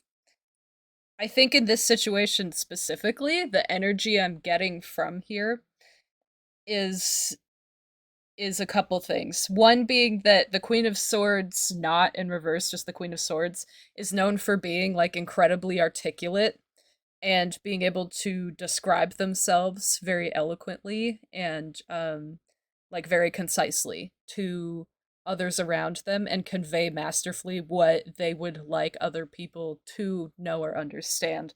The Queen of Swords being in reverse here, I think, has a couple meanings. One of which is being like, there's no way to describe this to other people. They're just not going to get it. Like, some of them will not understand. And that's that. And that's fine. And I think that this reading is showing that you're finally coming to terms with that and you're not um like doubting your intuition or kind of ignoring it or silencing it or at the very least like not acting on it just because like other people haven't been externally like validating or supporting this very strong like feeling that you've been having to pursue something and means in which to go find them, like specific actions you could take or like places to visit or things you want to try to go find them that like you can't logically justify. I think there's a real letting go of the need for other people to understand um or like support you in this endeavor the way that you wish that they would. um and that's okay. This is a quest for you. You're not like going out and for those of you who are looking for your twin flame, you're not gonna like go find your twin flame and then present it to somebody else. Like you're doing this for you and your twin flame. And if anyone else is happy once you find them, like that's just an added bonus. But like you're not doing this quest to serve others. Like this is to nourish yourself and feed your soul and your heart. And that's why you have such a strong pull to go do it. Um like this is your big achievement, so do it for you. And part of that energy of doing it for you is like not caring if other people can't relate to it and don't endorse it. Um, if they do, it's a bonus, but if they don't, it doesn't affect you at all. And that's some of the energy that you're stepping into here. And I think you'll do that when you start to like genuinely subscribe to the idea of trusting yourself and having faith in your heart and your intuition. With the note about the Queen of Swords in reverse, um, mirroring the energy of nothing feels good enough because you don't feel good enough. I feel like part of that is a mirroring of other people trying to support you in the past with this. Those conversations or their actions to try to help you have never felt good enough. And it's simply because there's no way for some of these other people out there, unless they have like a pull this strong from their own intuition, there's no way for them to like understand how much truth there is to your feelings and truth to this situation. And like they're not going to inherently be able to take this situation as seriously or approach it the same way as you because you're the only one that has all of this information. So when they try to help, even if they mean good by it, it's just not going to feel good enough because you're the only one that can like read this book and understand what needs to be done. So if someone else is trying to help, like you're like, "Oh, I want to go look at like social clubs or country clubs or like bars in the area to try to out to like find some new leads or people that might know something." Maybe one of your friends is like, "Hey, let's go try this one." And right off the bat, you know that like that social club or that bar is going to have nothing for you. But like you humor them. You're like, "Yeah, okay, like they're trying to be helpful. Like we'll waste a night going to this bar." Like you already know it's going to be a waste. That's the energy I'm going for. But like you really want to try out like this other place first, but you push it off because your friend is trying to be helpful and you're grateful for the support.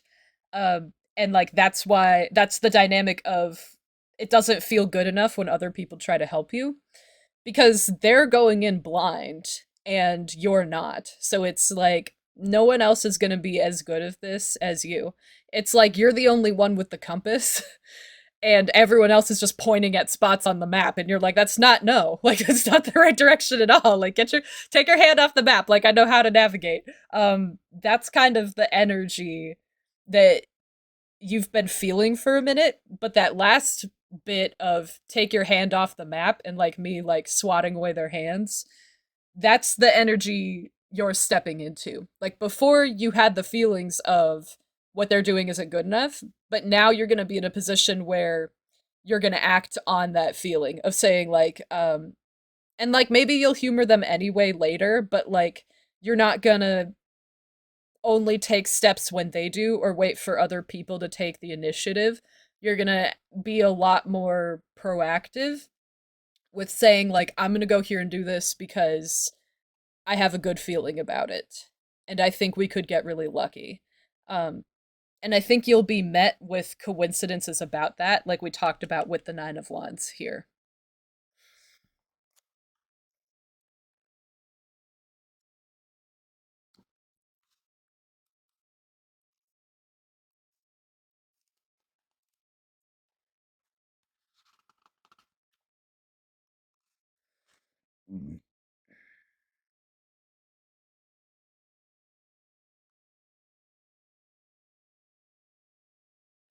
So the Knight of Cups in reverse, I don't see as being a bad thing here either. The Knight of Cups has energy of being self indulgent, and at a certain point, it can be classified or seen by other people as self centered. And I think that to bring clarity to this situation, like you are going to be self-centered here. Like other people might say you're being like self-centered because they'll say, "Hey, let's go try this." And you'll be like, "No." Like that's not the right place to be or whatever. Or they'll say like, "Hey, let's go hang out," or "No, don't pursue this, you're being ridiculous." And you just say like, "No," and you go pursue whatever it is you feel called to pursue next, like whatever new avenue you're exploring, like you're going to prioritize that more. And so other people might see that as being self-centered, but it's not. And at the end of the day, even if it is, if they're not like over exaggerating or sensationalizing it, there's nothing wrong with being self-indulgent, especially if you're not dropping responsibilities or hurting anybody else while you're doing it. There's nothing wrong with it. Like the reason that people will call um actions that take care of ourselves or things that we're doing to make ourselves happy, the reason that people label those as self-centered or selfish or egotistical, lately the new fad is calling all that stuff like narcissistic incorrectly. Um and just the word self-indulgent has like a negative connotation associated with it now, at least for me. I'm American, I don't know about the rest of the world, but it has that negative connotation because other people never gain anything, or they very rarely gain something from you being like self-indulgent or you taking care of yourself, but they have a way higher likelihood to gain something when you're sharing something or being serving to others, um and like self-sacrificing. And so naturally, like over like centuries of people being selfish and praising what benefits them and scolding what doesn't benefit them, we now are sitting here in like this like skewed understanding and expectations of how other people should act. And there's this real pressure that we see in societies for like everyone to serve everybody else and like not serve themselves, or like only serve themselves when everyone else is satisfied and doesn't need anything from you. And those things are like so toxic and unrealistic that like at this point I see you're going to be in this energy of like, I don't care if other people are labeling me as selfish and irresponsible and like not making good choices, because like to me these are good choices and I'm engaging in self-care by following my heart and like putting in a lot of work to go achieve my greatest dream of finding this thing that I've been looking for a really long time. Like, and I think when you understand just how important this is to you, and you understand like that your heart is going to lead you there, all this other stuff will feel so insignificant that it won't really sting the way that maybe you were worried it would. And if other people are going to shame you for pursuing your dreams in like a safe way that doesn't hurt anyone else, I don't know how good of a friend they really are. Like if they're going to be like, "Oh, you're trying to find the love of your life," like pff, what a selfish asshat. Like you might want to seriously consider what kind of boundaries you have with those people and like how much time you actually give them. um because that I'm like giggling over here because that energy of like, look at this loser trying to like actually achieve their dreams, like those people really don't deserve a place in your life. If you're giving them one anyway, that's your choice, and I'm not like scolding you or shaming you for it, but like just know that if at any point you choose to be above that toxic mentality, like you can go there. And I'm seeing that you, with the Knight of Cups in reverse, like you are picking yourself up above them.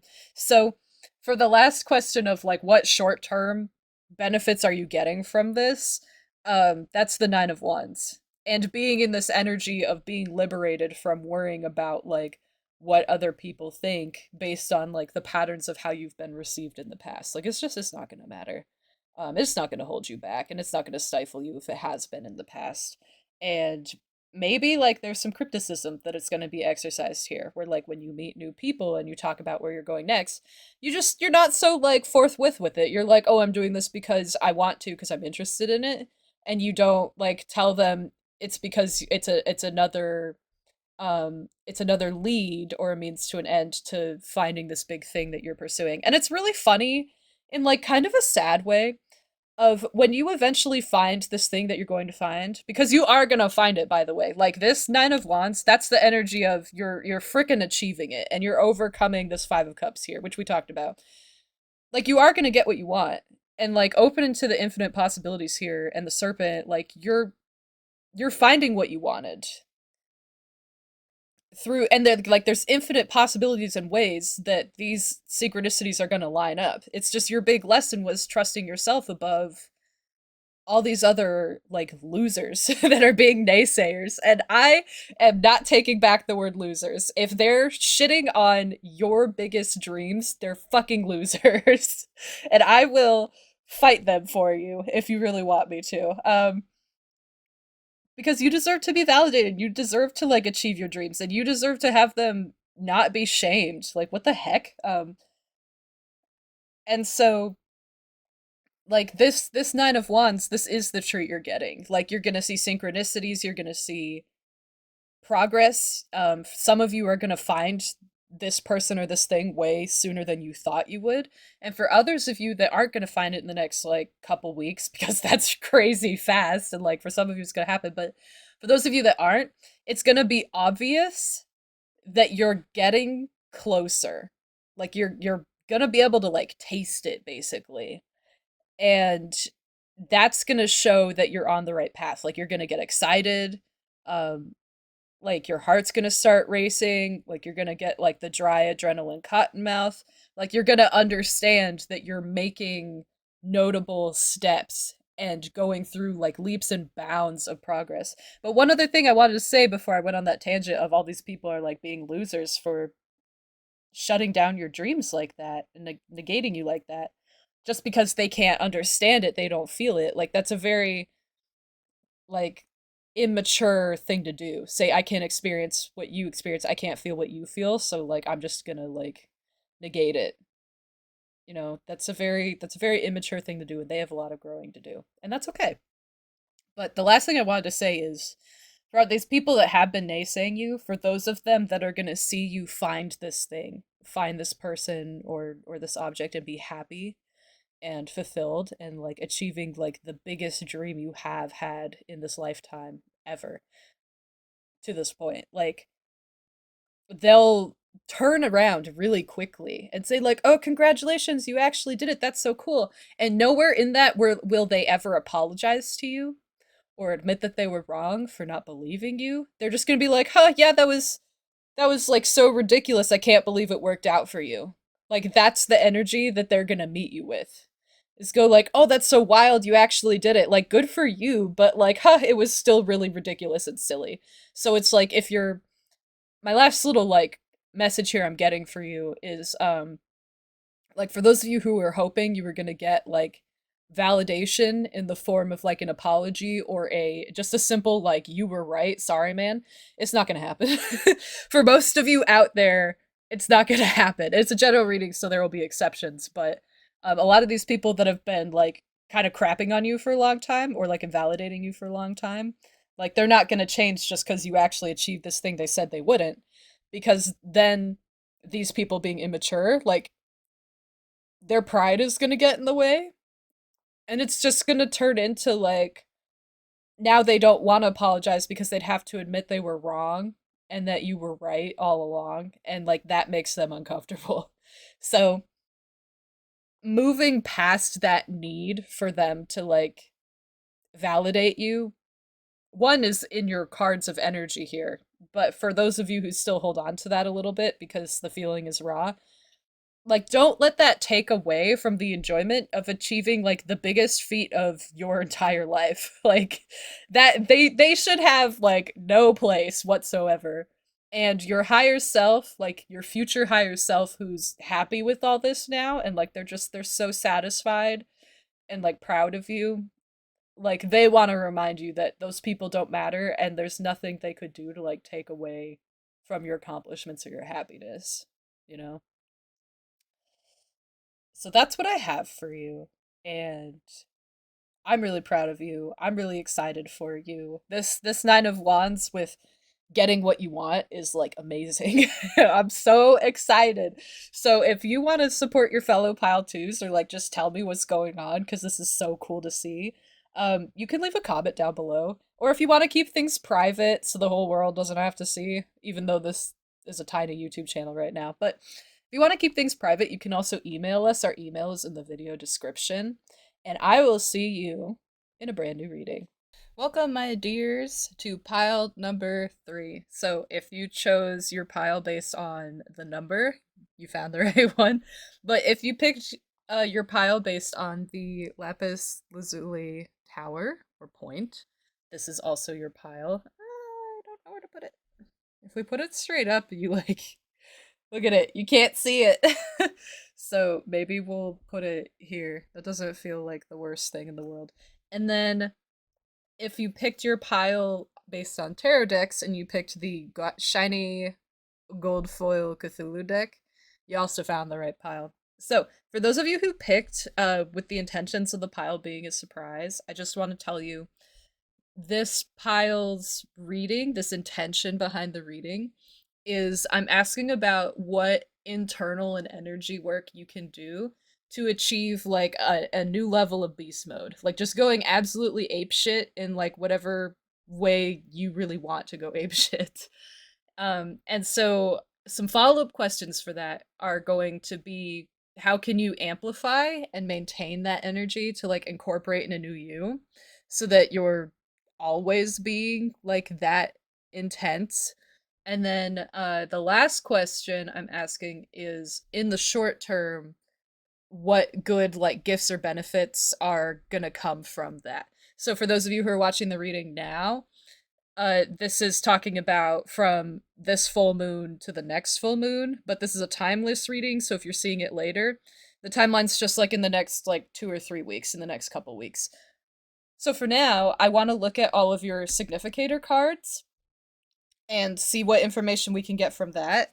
Then when we need more details, if we need more details, or have extra questions we want to have answered, that's what we'll use the tarot cards for. So for now, I'm going to put them off to the side. And let's get started here. We'll start with this very large card. So this is the Flamingo Spirit, and it says embrace the in-between.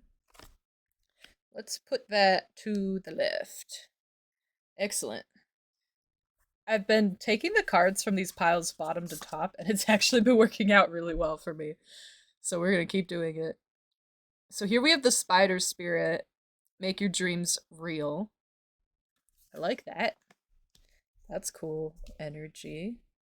I'm also getting like a call to the number 6. Like we have 26 and 56 here. We'll see if 6s are important or not. Next we have null. And when I look at this, I hear null and void.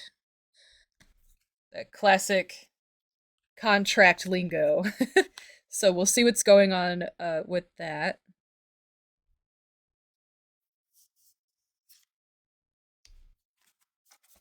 Next we have the elephant. So this is a fire spirit as far as the deck this comes from is concerned. And they're a really powerful one. We'll talk about him in a little bit. Or her.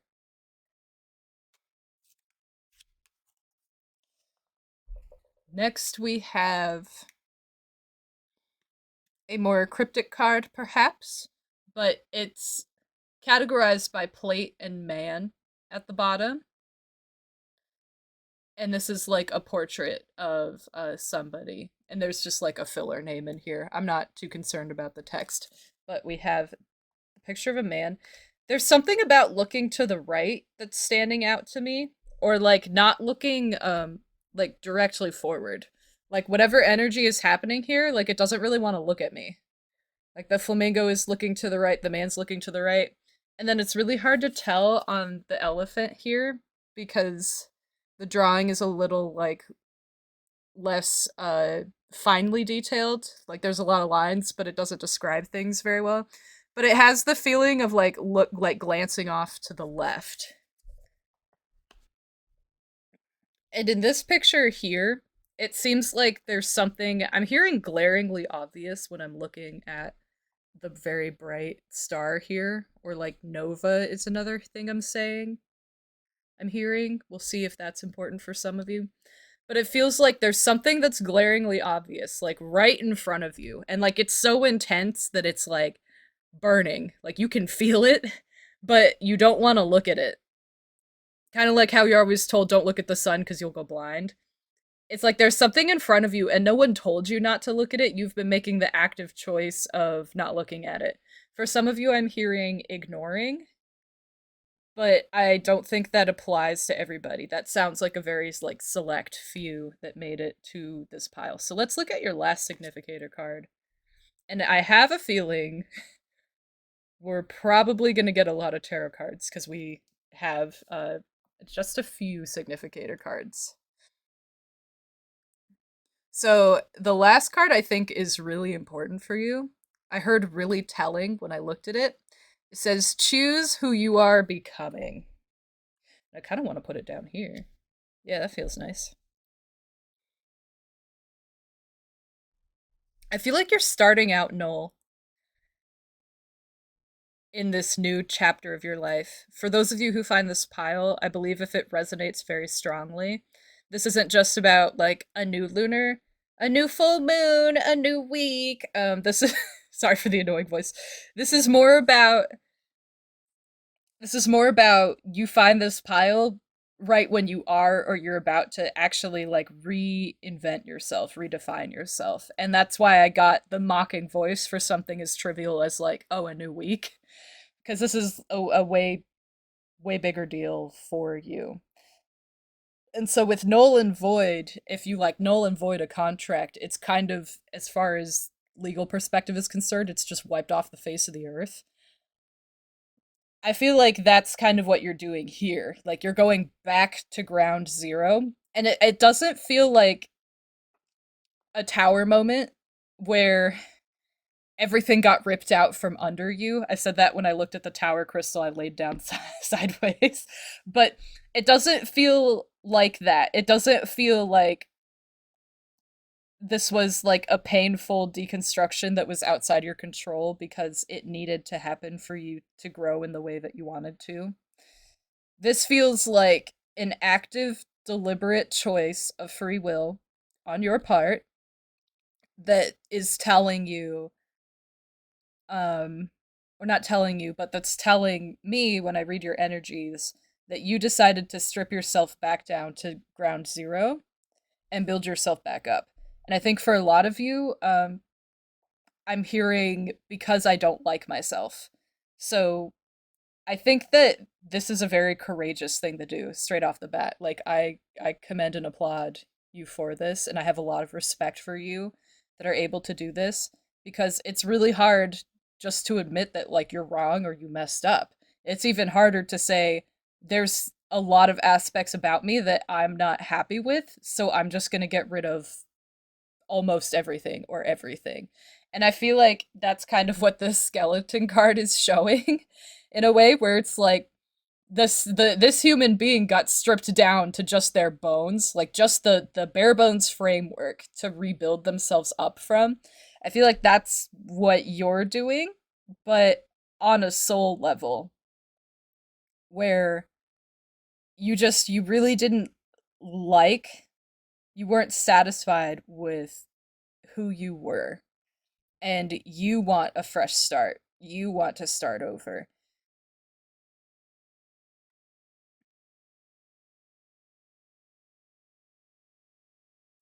These two cards make a lot more sense now to me because of that.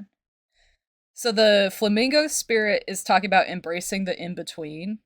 And so you're kind of embracing the times where you're between the old you and the new you. And for you, it feels like this is when you're at your most raw, like your most vulnerable.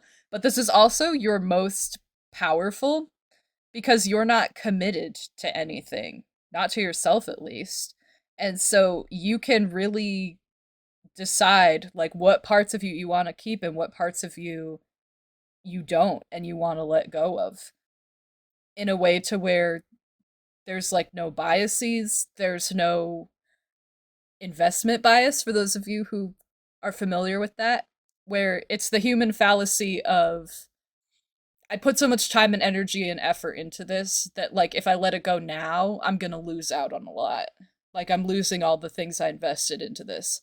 And it's like it's called a fallacy because it's actually more harmful to not let go of it. Like you already invested this stuff in it, you're not going to get that back, but you can lose more by not pulling out of like a bad deal or a bad decision. So, for you guys, I'm feeling that this is like a really powerful time for you because you're not bogged down by like any of those ideas and you don't feel like there's like pressure, like peer pressure or forced loyalties to behave a certain way. So maybe for some of you, like you just moved to a new area, so now if you reinvent how you act and what you look like and all your like mannerisms and like hobbies, behaviors, habits, whatever it is, there's no one to push back and say like, "Oh, but you didn't used to act like this. What the heck are you doing?" Like none of that is around if you just moved. And I think that's why a lot of people feel comfortable going with like the clean slate approach when they do move because there's no pressure of pre-existing expectations. But for those of you with pre-existing expectations, I don't see it being a problem for you. Um, I see most of you are going to combat that with the energy, kind of like of the elephant here, of when there's an obstacle in front of an elephant, the elephant just kind of like runs it over, you know? They're like a living steamroll. So if there's a tree in the way, like it just falls down in front of them. And yeah, it might take some effort, but they don't pay much mind. That's sort of what I'm getting from you is if other people were to push you back and like try to shame you or resist these changes you're making because they were comfortable with the old way you were being, you're just gonna be like, well, like you don't dictate how I live and who I am. And like obviously you don't know the real me because when I change, you got upset about it. And that's not my problem. And you're just gonna like kind of like push them away. Be like, if you don't like the real me, then you don't have to hang out with the real me. Like, get out. That's kind of what I'm seeing, and I think that that takes a lot of strength and a lot of maturity to be able to make really big changes that even if you want them at first feel uncomfortable just because like they're so new and you're acclimating to them, to at the same time be swatting off all of these other pressures for you to let go of the like back away from these new choices that you're not like settled into yet. Like it almost feels like you're multitasking. You're like shoving people away and you're like trying to grab and hold on to like these new aspects of you that you want to keep. And I think that that's commendable and um like I have a lot of respect for you guys that are doing that. So, I don't know what this energy of avoidance is though. I'm not sure what's going on with like the bright nova that's like on the other side of this little like cloud doorway or like space dust doorway of like this void here. And if you're making this huge choice to reinvent yourself to make your dreams real, I'm not really sure like what you could be avoiding because this is such like a courageous act. I'm hearing for some of you you have like skeletons in your closet. And even though reinventing yourself is something you really want to do, you're doing it in a way that's like avoiding something. Like you're kind of doing it to like run away or not address certain situations. Like the reinvention was always going to happen and it's going to be positive for you regardless of like all of your intentions behind it. But I do think for some of you there's there's a want to not address certain situations that the past you did. And you were unhappy with those things, and that's part of why you're now making this change. Like maybe you did some things that you're really ashamed of and were like really hurtful to yourself or other people.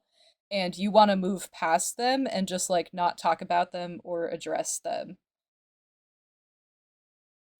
You know what this is to me?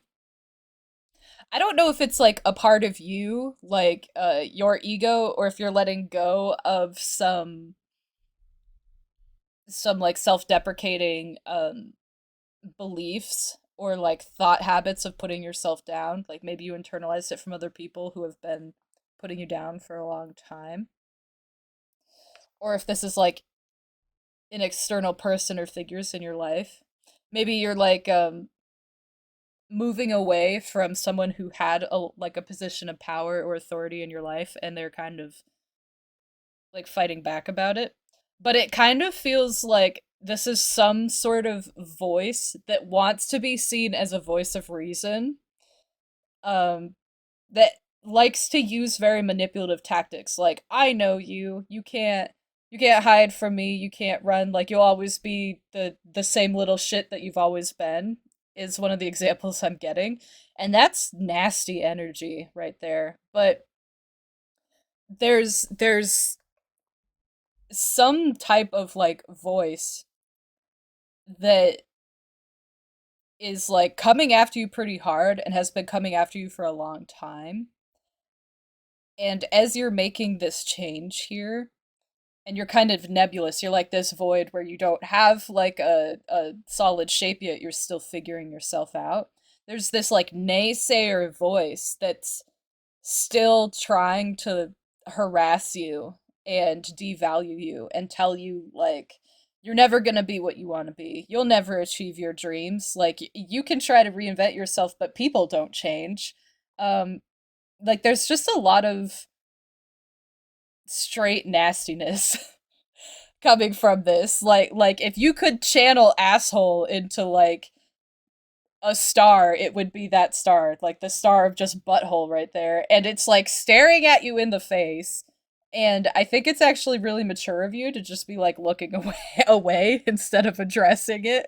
Like it's so bright. It's trying to be like so loud and in your face about telling you like you're never going to move on and be who you want to be and do the things that you want to do, and you're in the energy of like watch me.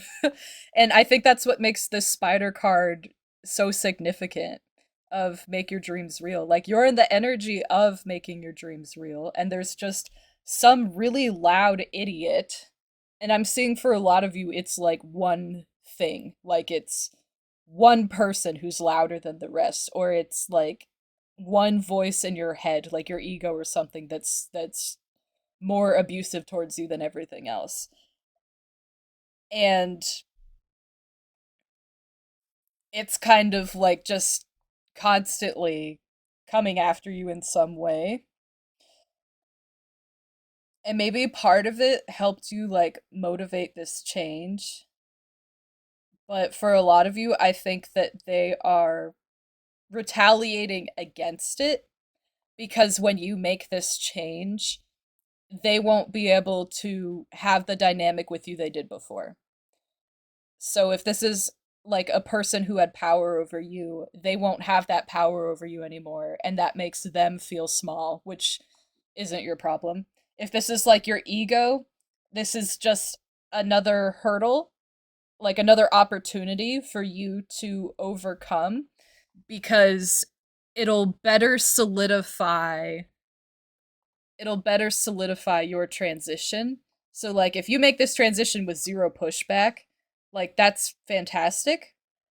But it also means that if you get pushed back a little bit, you might like fall backwards. Whereas if you have to like climb over a few things to get to where you're going, it's like the strength you gained, the convictions you gained from getting over those hurdles and defending yourself as you make the transition means you're more likely to hold your ground and defend yourself if you are later challenged or feel uncomfortable.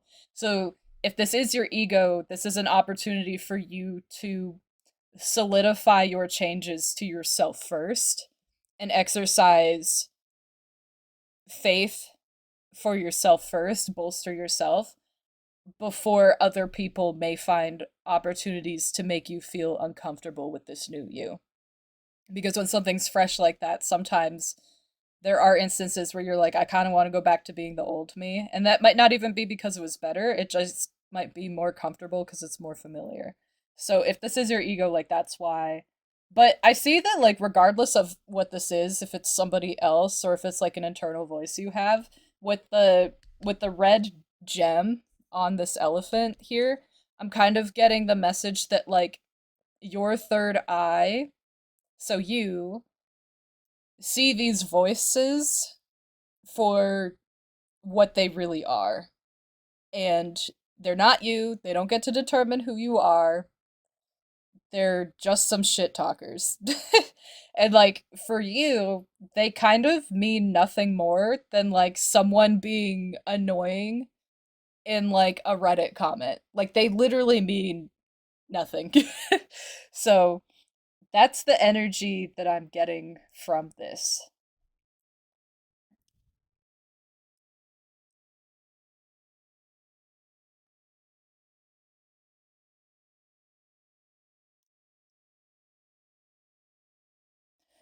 Okay, so we covered you're at a point of transformation.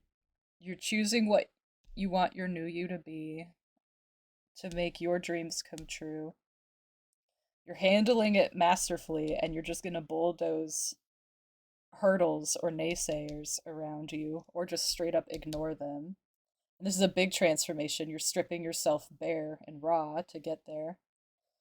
And these other people, regardless of how loud they are, they mean literally nothing. They're inconsequential.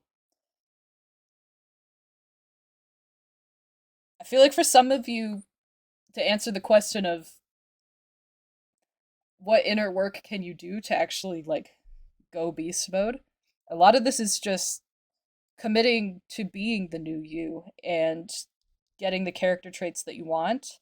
I think there's encouragement to, quote, take this to the next level, is what I'm hearing, where you're being encouraged since you're doing like a full overhaul um, of you to like dream really big and like go big. Like if you're gonna do this, you may as well do it right,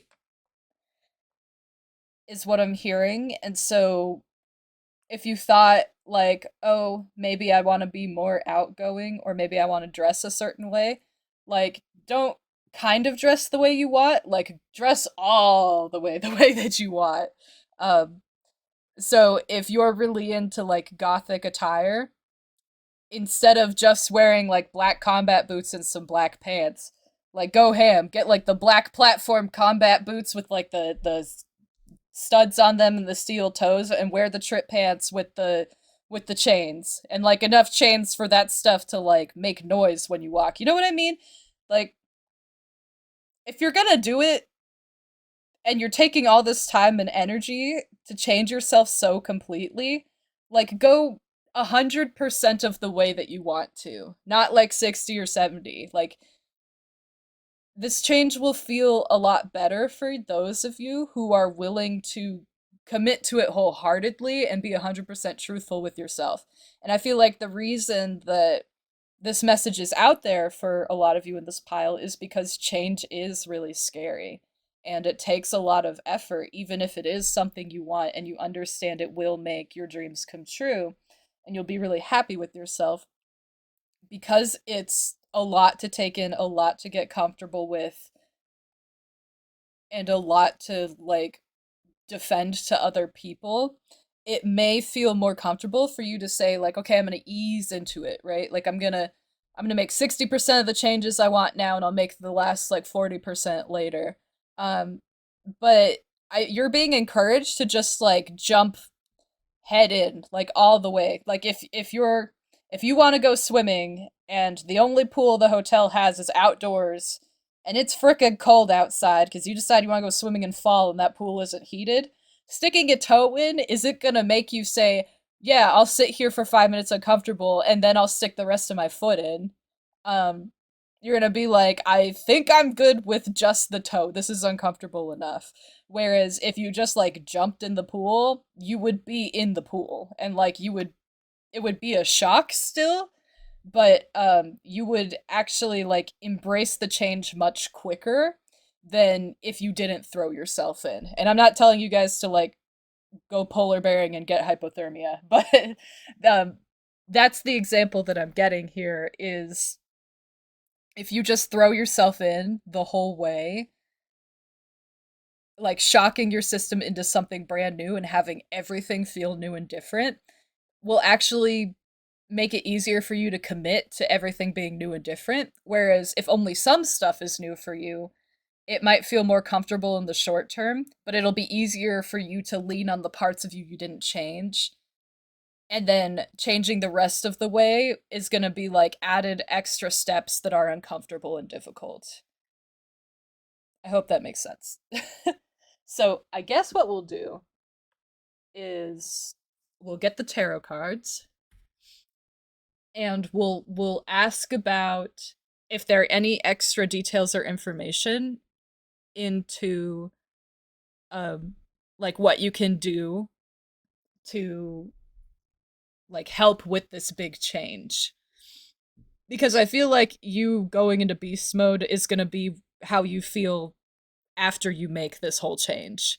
So we kind of know the information on that. So we'll ask if there's any details you want to give yourself about how to make that change or encouraging things to help with that change. And then we'll also ask short term, like what benefits are you going to see from this? Because I don't think we got a lot of information on that yet. So here we go.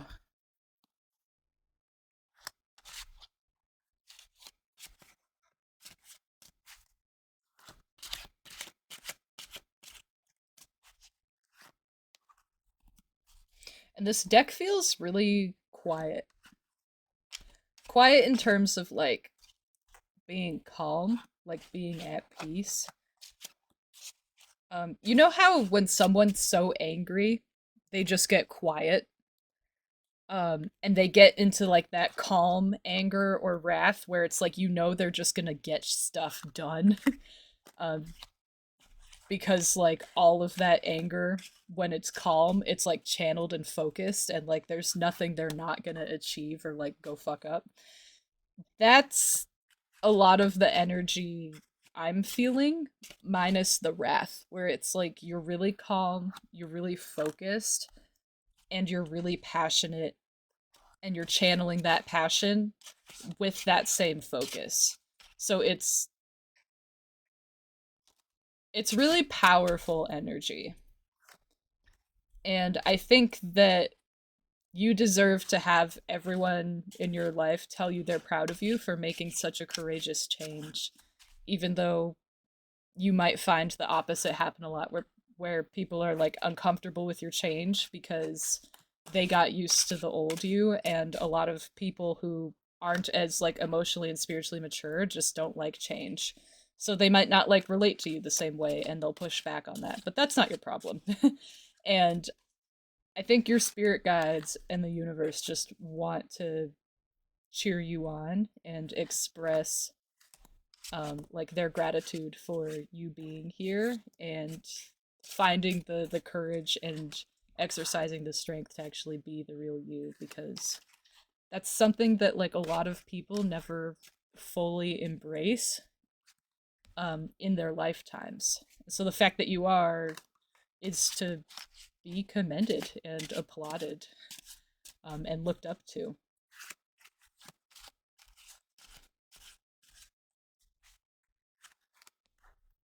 Okay, this deck is really quiet. I think for a lot of you, you're like, I'm getting the message of you know what you gotta do.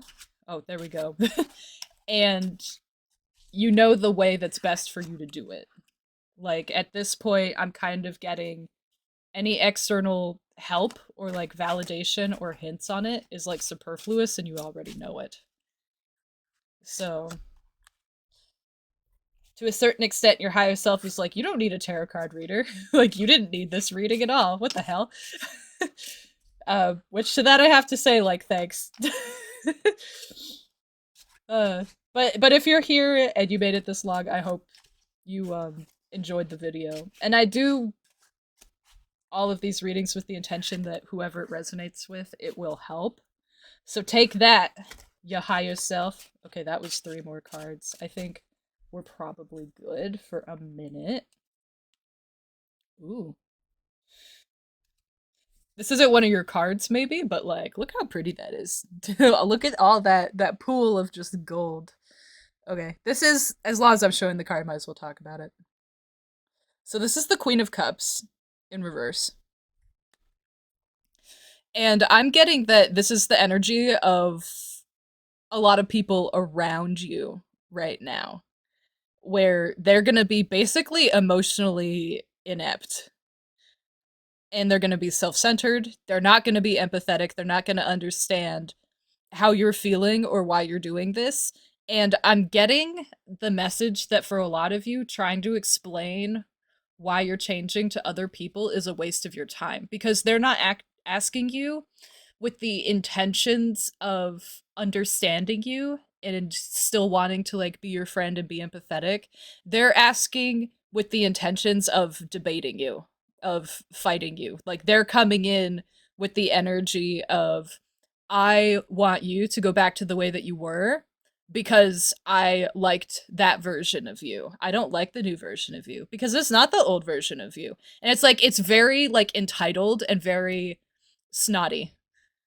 And so a lot of you are getting the message out there of if someone is acting that way towards you, like seriously consider putting up better boundaries or limiting the amount of time that they actually have access to you because those people like aren't healthy for the new you. Like they're not going to make you feel more confident, they're not going to make you feel more fulfilled. They're not going to make you feel like accepted or loved. They're just going to be stuck on the old you. And so you'll see them talk about it a lot. They'll be like, well, you used to do this, and remember when we did that? And like every time you talk to them, it's going to be either something about the past or they're ridiculing you for how you are now because they're stuck. And them being stuck, like people who are stuck, they don't usually vibe well with people who actually grow. And you're someone who grows and shifts and changes quite often. And that's a good thing. So you're gonna see that this is one of those points in your life where you're outgrowing all these people that are stuck. But those of you who have like friends or family members that legitimately care about you and are coming from a place of like love and empathy, they'll take the time to try to understand you. This is just a warning for those people out there who are going to have people who like try to make them feel uncomfortable for changing because they don't want you to. So, that's that. I guess we'll put it here since the back of the deck was actually important. I wasn't expecting that. So we have a wad of cards here. And then we have 3 cards over here. I don't know which one I want to look at first. We'll look at these. We'll just get into it. So we have the Knight of Cups.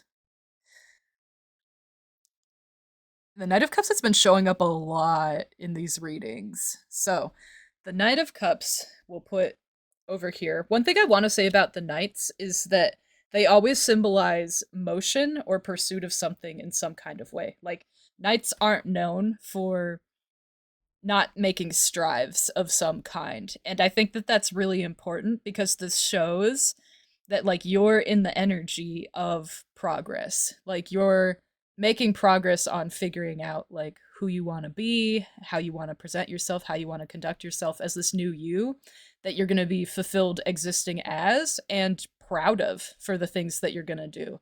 Whereas one of the motivating factors for you to change for some of you out there is that you're not necessarily proud of who you used to be. And I'm already starting to use the language of that's the past you because like technically you from 1 second ago is the past you, and you don't have to identify with them if you don't want to. And a lot of you are in the energy of already making that split of like, that's old me. I'm somebody new and I'm somebody different and better. Um, I'm listening to music on my headphones so that I don't get copyright, but I get like lyrics from songs that are important with messages every now and then. And right when I said that's the new you, um, there were lyrics from a song by Cake called I Will Survive. And one of the lyrics that I got right when I said that was the lyrics in the song said, I'm not the stupid little person you used to know. And I think that like that's just another confirmation of the fact that you are already making this change and you are changing, and that's important. Okay, we'll keep going here. So, this is the Page of Cups. And ooh, that's a good angle so you can see the colors. This is the Page of Cups.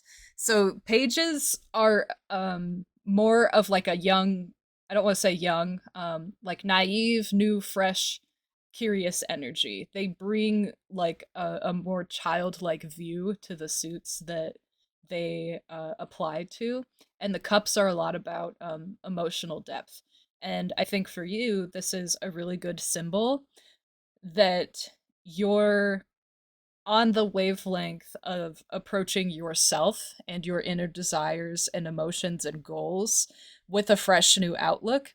And that's really important energy to be in when you're reinventing yourself, because if you keep looking at your thoughts and emotions and like thought patterns, habitual thoughts with the same outlook, you're not really going to change. So the fact that you have these emotions of you feel like guilty when you think of certain things the past you has done, you feel like ashamed, you feel embarrassed or frustrated or sad about some of the things that like you've done in the past. Those are all excellent encouraging indicators of the change you're making now, because all of those are just simply messages to yourself that you don't want to continue behaving that way. So it's gonna sound weird, but it's actually a good thing that like a lot of you are upset with how you've behaved in the past. Because if you weren't upset with how you behaved in the past, you would still be behaving like that.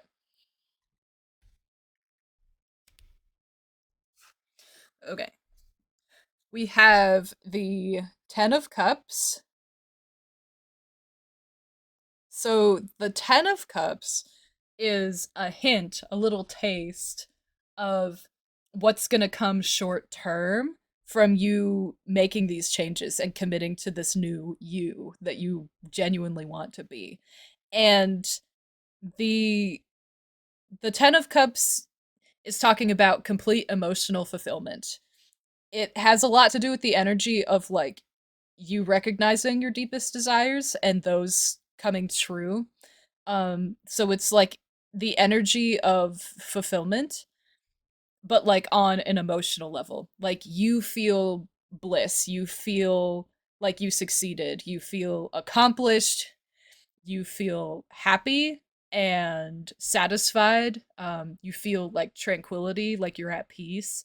You don't feel like you lack anything or there's something to want. Like you don't just like go wanting about stuff right now.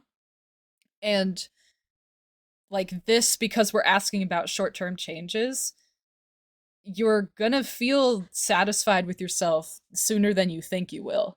And those different hints or tastes of satisfaction for making changes that you're truly proud of that resonate with you and being the authentic you, that's gonna help you commit to these changes and keep making more changes that you would like to see going forward. One of the best messages ever. Okay, next we have, let's see if we zoom in a little bit here. So this one is the Devil card. There you go.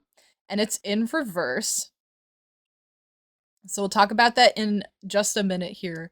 But I do want to grab this last card here because I feel like they kind of go together. So we also have the King of Swords.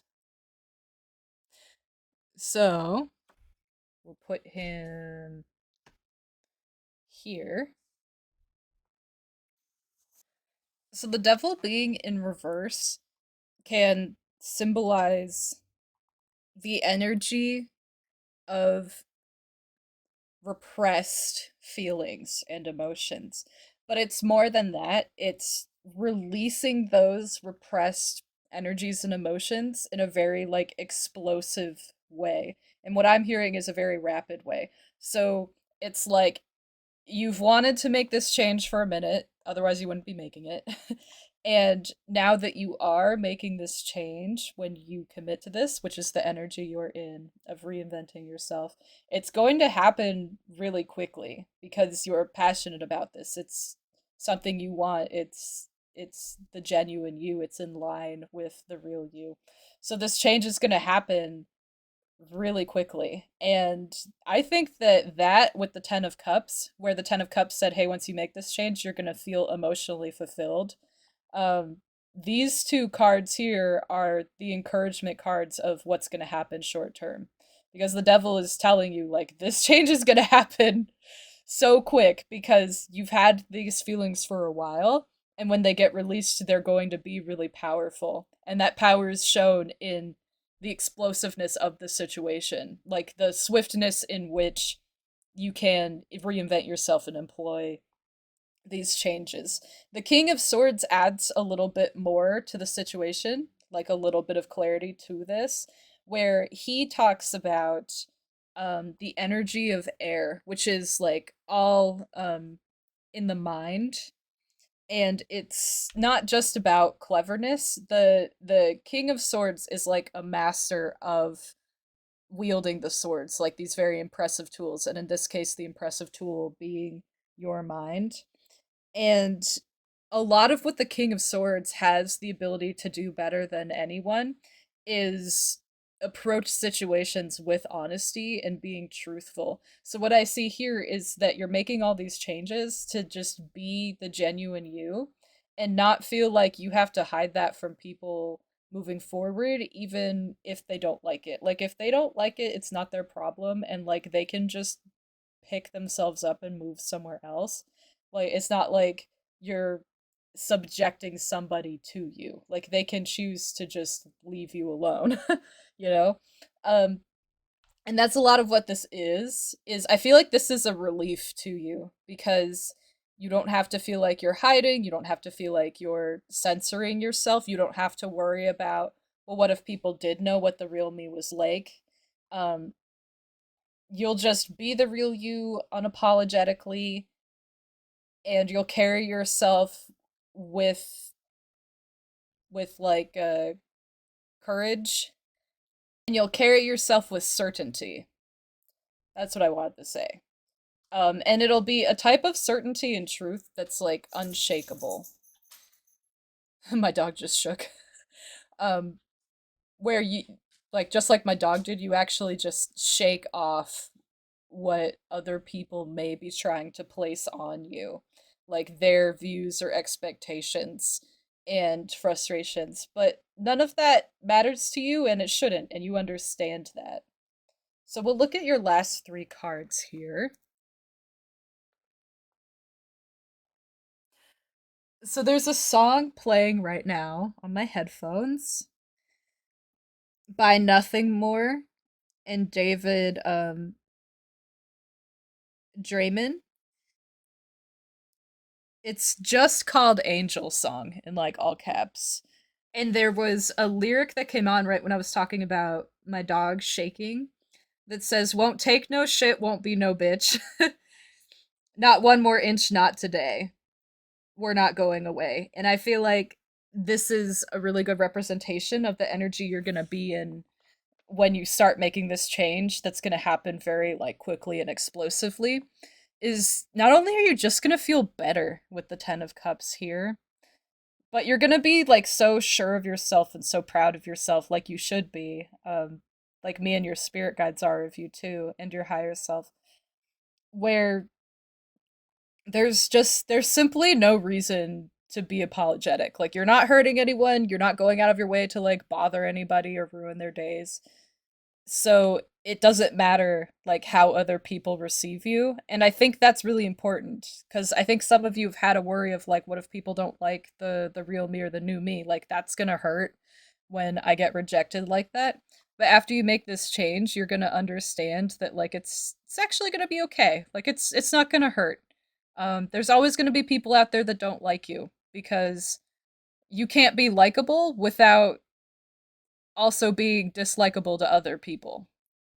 That's why some of the people that are the most like influential in the world are also like kind of just always have haters. Like it doesn't matter who or what you are, if you actually are worth anything to elicit an emotional response from anyone else, there will be good and bad responses because it takes all types to fill this world. And I think you're just understanding that now, where you're like, "Oh, well, the amount of care that I'm going to place in how other people receive me like pales in comparison to how much it matters to me that I'm actually living my life the way I want to and being the type of person I want to be." And that's like so cool. So let's look at your last three cards here. We have the Four of Wands in reverse. Okay. I don't know where to put these. I guess we'll just put them here.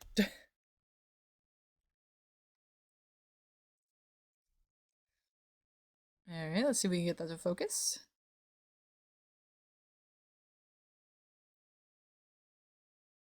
So this card is the Knight of Pentacles in reverse.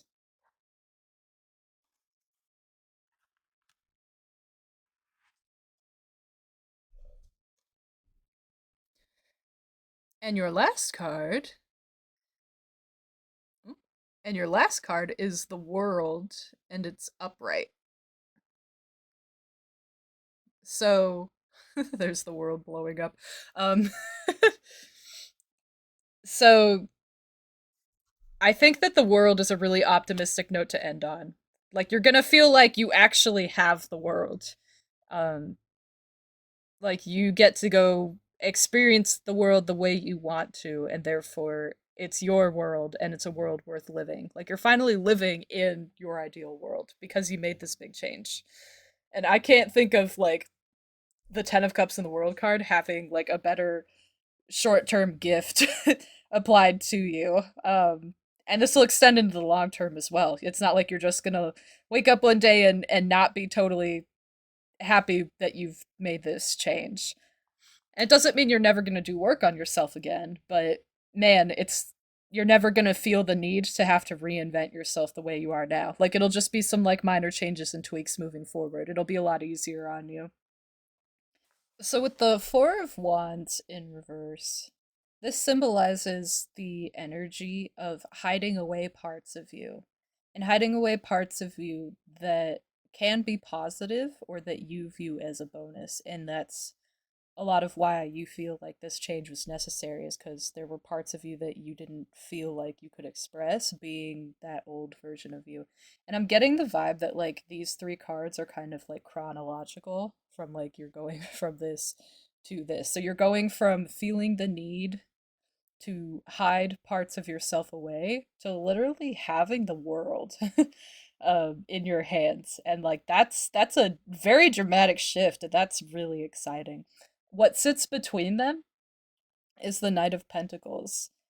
And I think that this is interesting, actually. Like the Knight of Pentacles is an interesting one to be in reverse, bridging the gap here. So the Knight of Pentacles in reverse can the Knight of Pentacles in reverse can represent a concern for the material Usually this is applied to objects, but I see this as like maybe what stopped you from moving forward for a little bit was the concern of how the material world would change, like how people around you would behave, even though that's more of like a cups energy. But in the terms of like, if I change and my social structures change, will I still get the material things I need, like, to live a comfortable life? Like, logistically, will it be okay? Like, if I change, will I get fired from my job?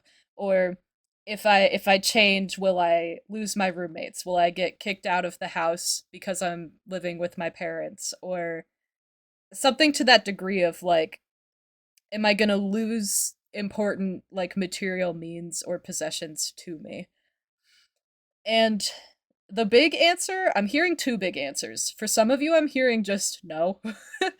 That's all in your head.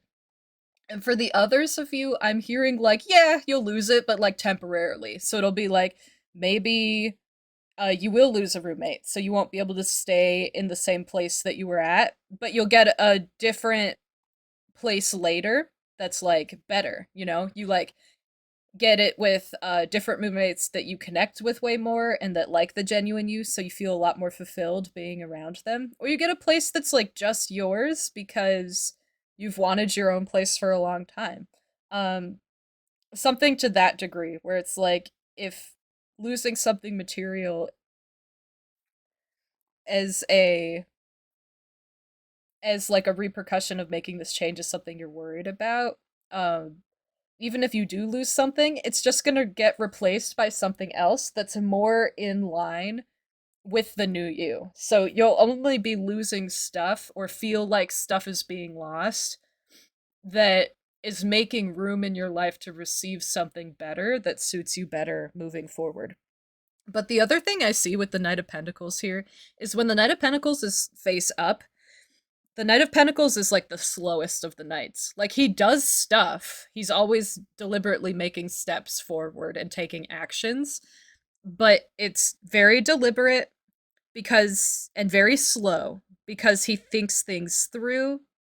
He understands that careful planning is a virtue, and he likes to face and acknowledge the realism of situations. So there's a lot of hard work, um, there's a lot of diligence. There's a lot of understanding that like Rome wasn't built in a day, and like on the backs of man, like giant things were accomplished.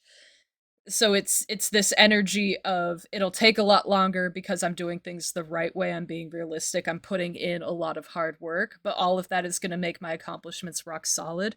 With the Knight of Pentacles in reverse, I'm getting the other message that like you don't need a lot of diligent work to have this take off. And it doesn't need to go really slow. Like you already did a lot of the diligent work on deciding like why you want to change and what you want the new you to embrace as opposed to the old you. So like the Knight of Pentacles is reaffirming what the Devil card in reverse showed with like a very explosive change.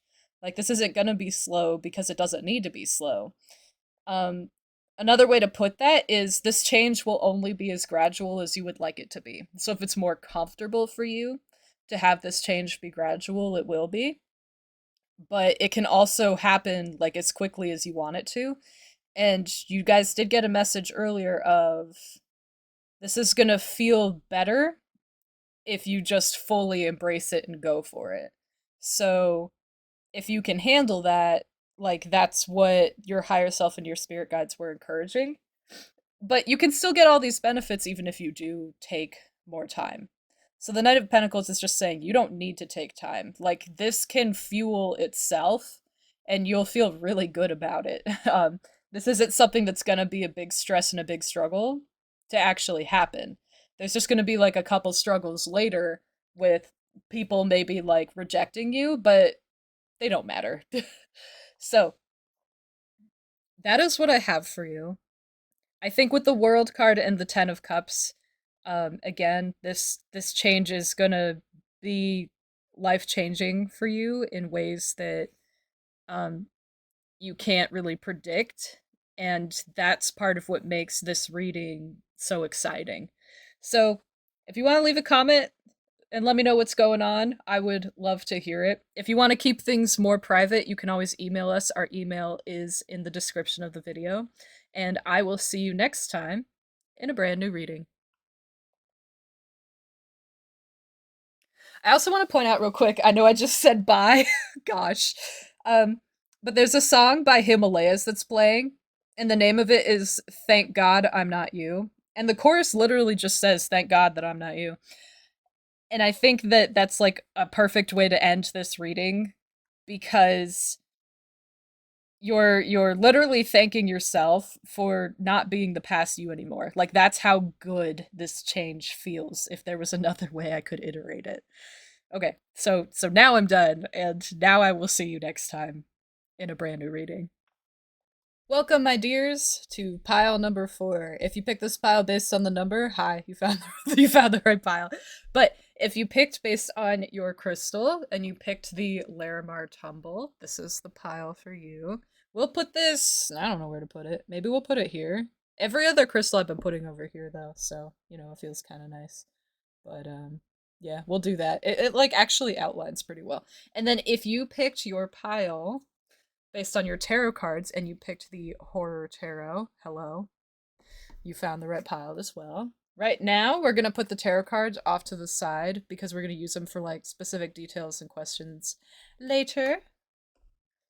Off screen you go. And then for those of you who chose this pile based purely off intuition and you wanted to leave the intentions of the reading a surprise, I want to quickly talk about it. So, this reading, I have 3 questions I'm going to ask. And the first one that I asked when I pulled these cards is what kind of energetic and inner work can you do to achieve a new level of beast mode or going apeshit that you want to achieve right now, regardless of what that's applied to? I've had a lot of fun with these readings so far, so I can't wait to get into yours. The second follow up question I have is how can you amplify and maintain that energy to just incorporate into a newer version of you that is able to just be in that beast mode all the time to like accomplish what you want to accomplish more easily and tactfully. The last question I have has been super fun to see, and that is what will come from these changes being applied short term. So, for those of you who are watching the video now, this is going from the current full moon to the next full moon. For those of you who are watching this video whenever, because it's a timeless reading, this is just in the time frame of the next couple weeks, like 2 or 3 weeks. And you, pile number 4, were very talkative. I don't know what's going on with you, but like you got so many cards, especially these white ones here. Like, hold on, I have to show you. Do you see how thick this is? That's so many cards. So we're gonna get into this, and I'm very excited to see what's going on with you because it feels like it could be very like eclectic and crazy in terms of energy, and I have no idea what that means. But like all the other piles, I'm going to start by pulling cards off the bottom and working my way up. It's been going really well so far. All right, we have the Peacock Spirit with Let It Shine. That's some big energy right off the bat.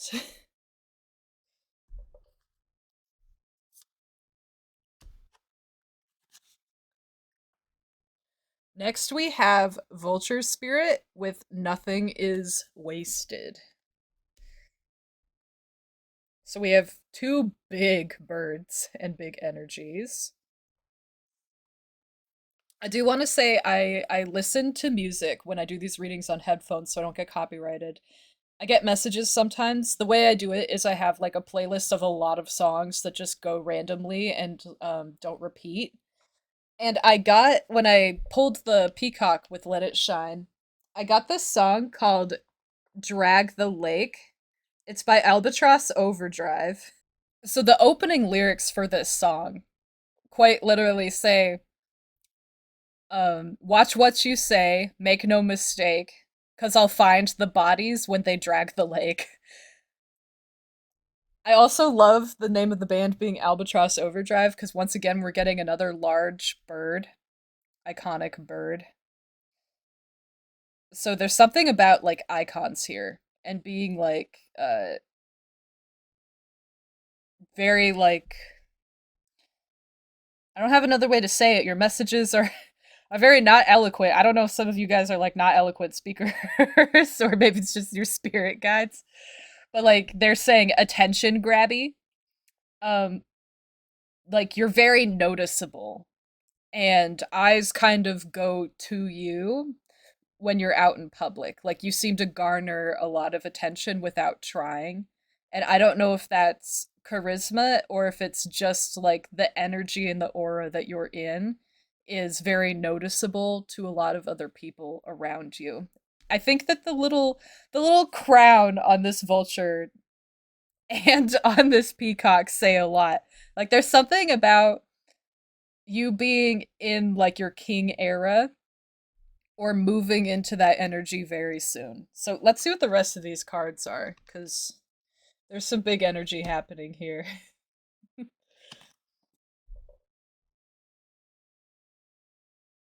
So we have the butterfly effect. And the butterfly effect is all about the most small, minute, seemingly inconsequential change leading to something massive later in like a chain effect kind of way. So on a spiritual level, this could be almost anything. Let's get more information. We have the black sun. And the black sun is almost acting, it feels to me like it's acting like a black hole because you have these hands that are letting go of some kind of like soil or seeds or rubble. And instead of like falling on the ground, they're actually being pulled up. Like this is a source of an intense amount of gravity, like a black hole, like a black hole would be. It's also hard to pick up on camera. That's a little bit better. But like the sun has a face. It's got like these two white little beady eyes and like that's the nose right there. Oh, you can even see his eyebrows. So and there's a cheekbone. So for some reason I feel like that's important. I feel like you're a very I don't think influential is the right word, but you're a very magnetic person. Like stuff just tends to gravitate towards you, whether that's for better or worse, that depends on your situation. I'm getting the message that like a lot of people try to feed you. Like they just try to give you stuff. You might find that people just give you gifts a lot or like try to give you money a lot and you're just like, "Oh, okay, thanks." And I think that for some of you it makes you feel really weird. Like in some situations it's inappropriate and uncomfortable. I'm getting this example of one of my one of my soul brothers in college. Um he he and I were in a friend group that adopted this other girl that made both of us feel very uncomfortable. And my friend and I, we acted a lot like brother and sister. So like we were really close, but there was no like romantic connection to be had at all. And everyone in our friend group understood that except for this one girl. And this one girl felt threatened by me because she thought that I was going to steal my friend away from her, even though my friend wasn't interested in her in the slightest.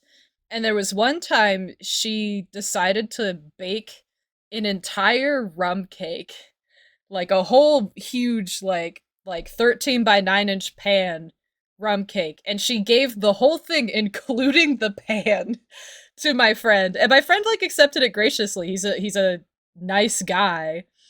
Um but he was just he had that energy of like okay, and he didn't know what to do about it. Like it just made him uncomfortable.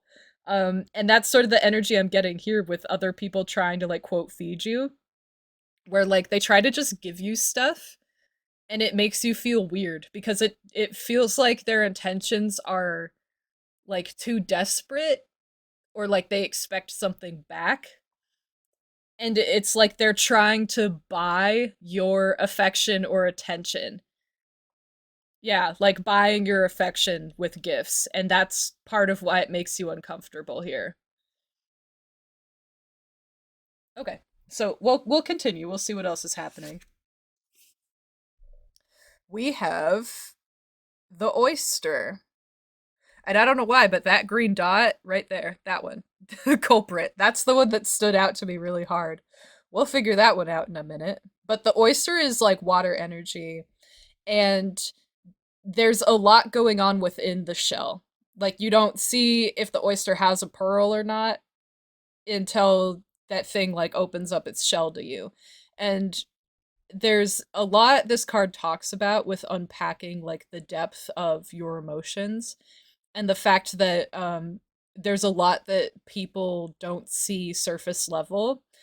And I think part of you might feel uncomfortable with a lot of these people like giving you a lot of attentions and like kind of desperately acting like they need your attention back, because for some of you, like, you don't really ask for it. Like, you just have a very magnetic, attractive energy because your energy is like really powerful and in like a really healthy magnetic place.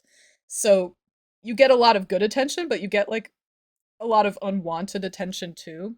And part of what makes you uncomfortable is because all these people are like so like desperate for you to hang out with them and give them attention, and like maybe some people have like inappropriately been like, yeah, we're really great friends, or like, I love them, and you're just sitting over here like, you've only seen my shell, like you don't actually know me, so how could you possibly say you actually like me or enjoy me as a person? Like we haven't bonded once at all. What the fuck are you talking about? Is a lot of the energy I'm getting from this. And I'm sorry for laughing, but like that's some sitcom level stuff, so it's kind of funny. Okay. And I think some of you out there, like some of your spirit guides find it kind of amusing. Like I think some of you have a spirit guide that's a little on like the trickster side of stuff. Okay. So here we have a card that's symbolized by plate and tear catcher, which for me, when I first saw this bottle, I kind of thought perfume just because of like how elegant this rounded top part is, even though there's like no nozzle for the perfume, and I understand that. But with the tear catcher here, this is gonna sound a little bit dark, but I feel like um for some of you, you identify slightly with the energy of like wearing other people's tears. You know, like if you could just like mist yourself in other people's tears, because there's so many people that like desperately want stuff from you and you don't give it to them. And it's not like they even expected you were going to oblige them.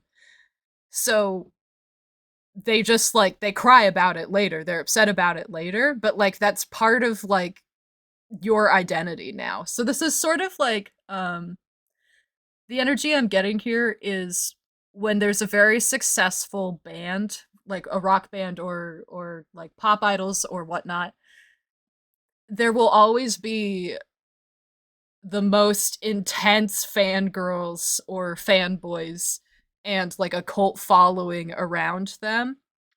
And it can be very dangerous. But for those of the fan following that like don't get attention from this band or this group, they like it's not like they expected to get the attention from you, but they always cry about it when they don't get your attention, if that makes sense. Like that's sort of the energy I'm getting from here, where it's like people don't expect you to pay them mind, but they want you to, and they want you to at such a deep level that it actually emotionally impacts them when you don't. So we'll put that card here. That's really intense.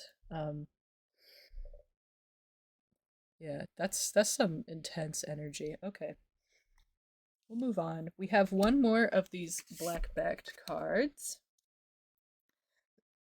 Let's see if we... There's the focus. So this is defined by plate and obelisk. Something I want to point out with the Larimar that I just got is Larimar is really rare. It only comes from one mine near the Dominican Republic.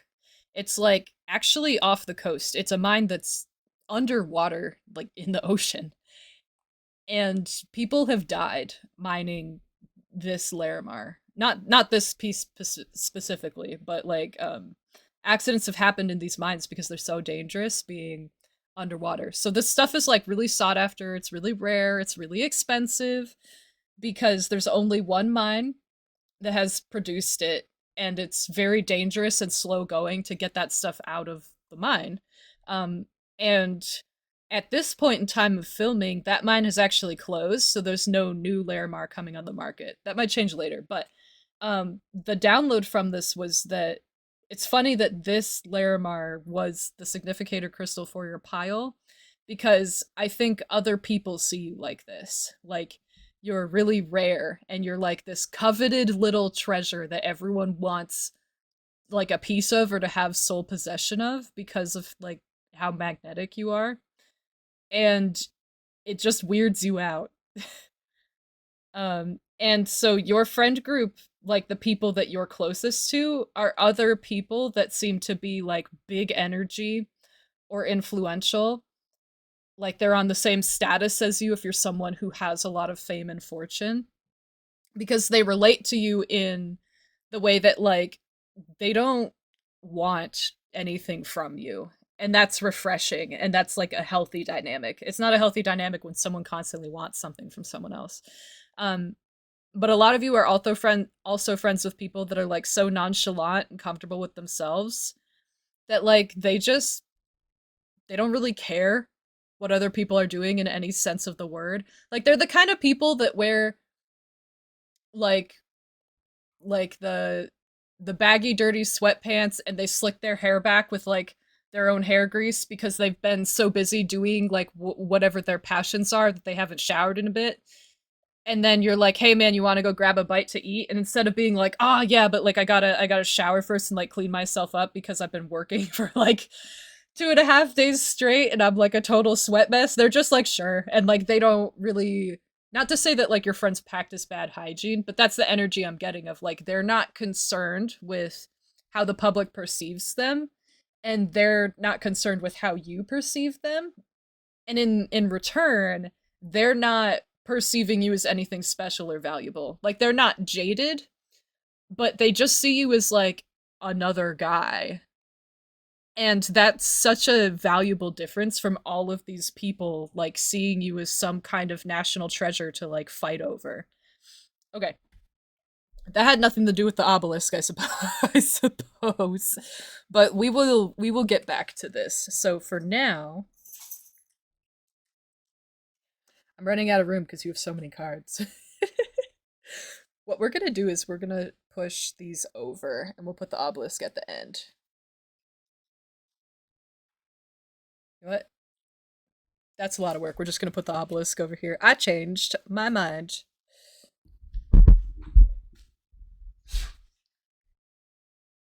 And it's still mostly on screen. Look at that. Okay. The reason I changed my mind is because I think the Larimar is supposed to be over the Vulture Spirit. That may have like more significance later. And you have so many of these cards here. So there's a lot of messages coming through. So the first one we have says celebrate your wins, and there's a rooster on it. There's something about like iconic birds for you.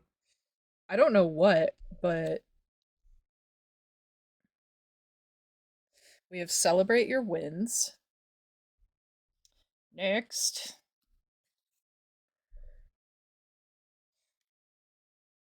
you, the muse. So I feel like this is how a lot of people see you and the dynamic they want to have with you.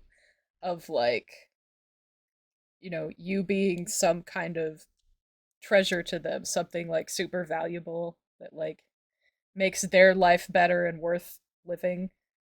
And I'm still getting that vibe of like, okay. Like it weirds you out for people to be like that invested into getting like your attention. um, and something from you when like you haven't given them anything or shown interest. So this says the edge of evolution feels messy. I kind of want to put that over here.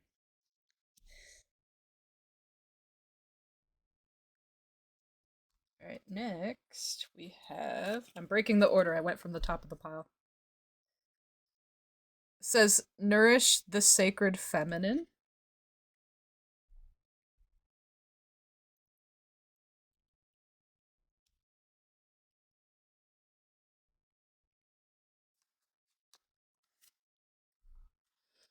We have limitations inspire innovations.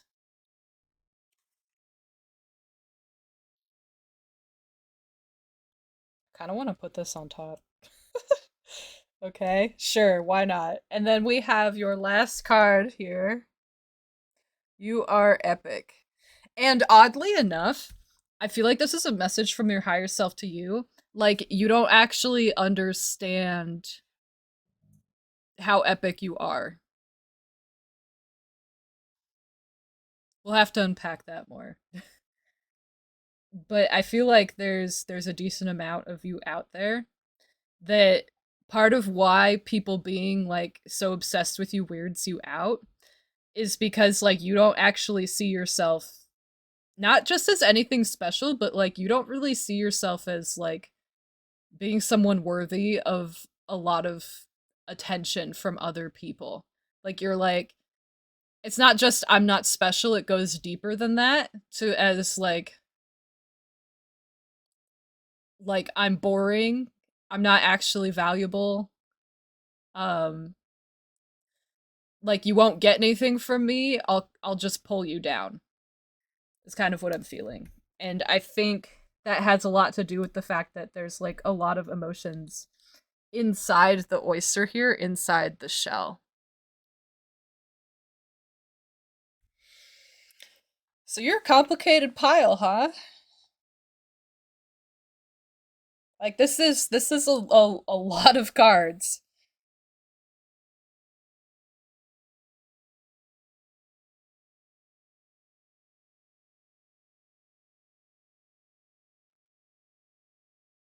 Like I think this goes beyond humility into territories of self-deprecation or lack of self-recognition for all the amazing things you've accomplished, which is very paradoxical to the energy that you're in. Because your energy is like very empowered, and that's why people are gravitating towards you. But for some reason, you found a way to sit in that energy, but not actually like believe in it or resonate with it. And that's very paradoxical. And I think that's what the peacock is talking about with Let It Shine, where I think the reason that you can be in this resounding, amazing, accomplished, like magnetic, powerful energy is because on a higher level, like you as a soul in like your deepest truths in the heart of hearts, if you want to call it that, you understand how great and excellent, valuable, lovable, impactful, capable, strong person that you are. I'm gonna start tearing up, but essentially, like this, you are amazing and epic. You understand that on like a very deep, residual, fundamental level. And that understanding, I believe, when you were a child, had resonated all the way through you into your consciousness. But for some reason, it's been suppressed to the point where your consciousness and subconscious and ego don't acknowledge that as you. Like, you don't identify with those words. And so it's like your energy is paradoxical because your higher self and the higher frequencies you operate on have this energy. That's why you're magnetic and like maybe a lot of good things have come to you and why all these people are desperate for you to like pick them is what I'm hearing. And everyone sees you as this like rare, iconic, big thing, this impressive thing, like all these big, iconic birds we've been seeing. And so I think this is a call to action. This pile is a call to action to you to like recognize what you actually are. And the confirmation bias is like all around you, where like everybody else can see it except for like you. And you've chosen friend groups where like they can see it, but they're on the same level as you, or they can feel it and they just don't care. Which is healthy. Like, there's nothing wrong with that whatsoever, but it's like literally everyone can see it and feel it. It's just the choices of how they react to you in response to it is the only difference. And so I'm really wondering why you've suppressed this.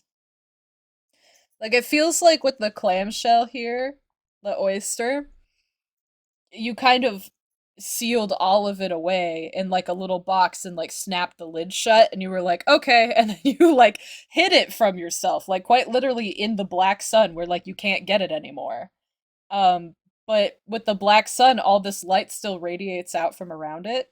So it's like even though like you can't get it or see it cuz you like shoved it in this black sun and you're the black sun maybe, everyone else can still see like the light around you and feel the magneticness like of your strong gravitational pull, and they're still like clamoring over themselves to get to you and like swooning over you and like trying to bribe you into like giving them attention and affection. um and I feel like part of the dynamic for why you feel weird about it is because one, it's always very uncomfortable when people come at you with that level of like desperation and neediness.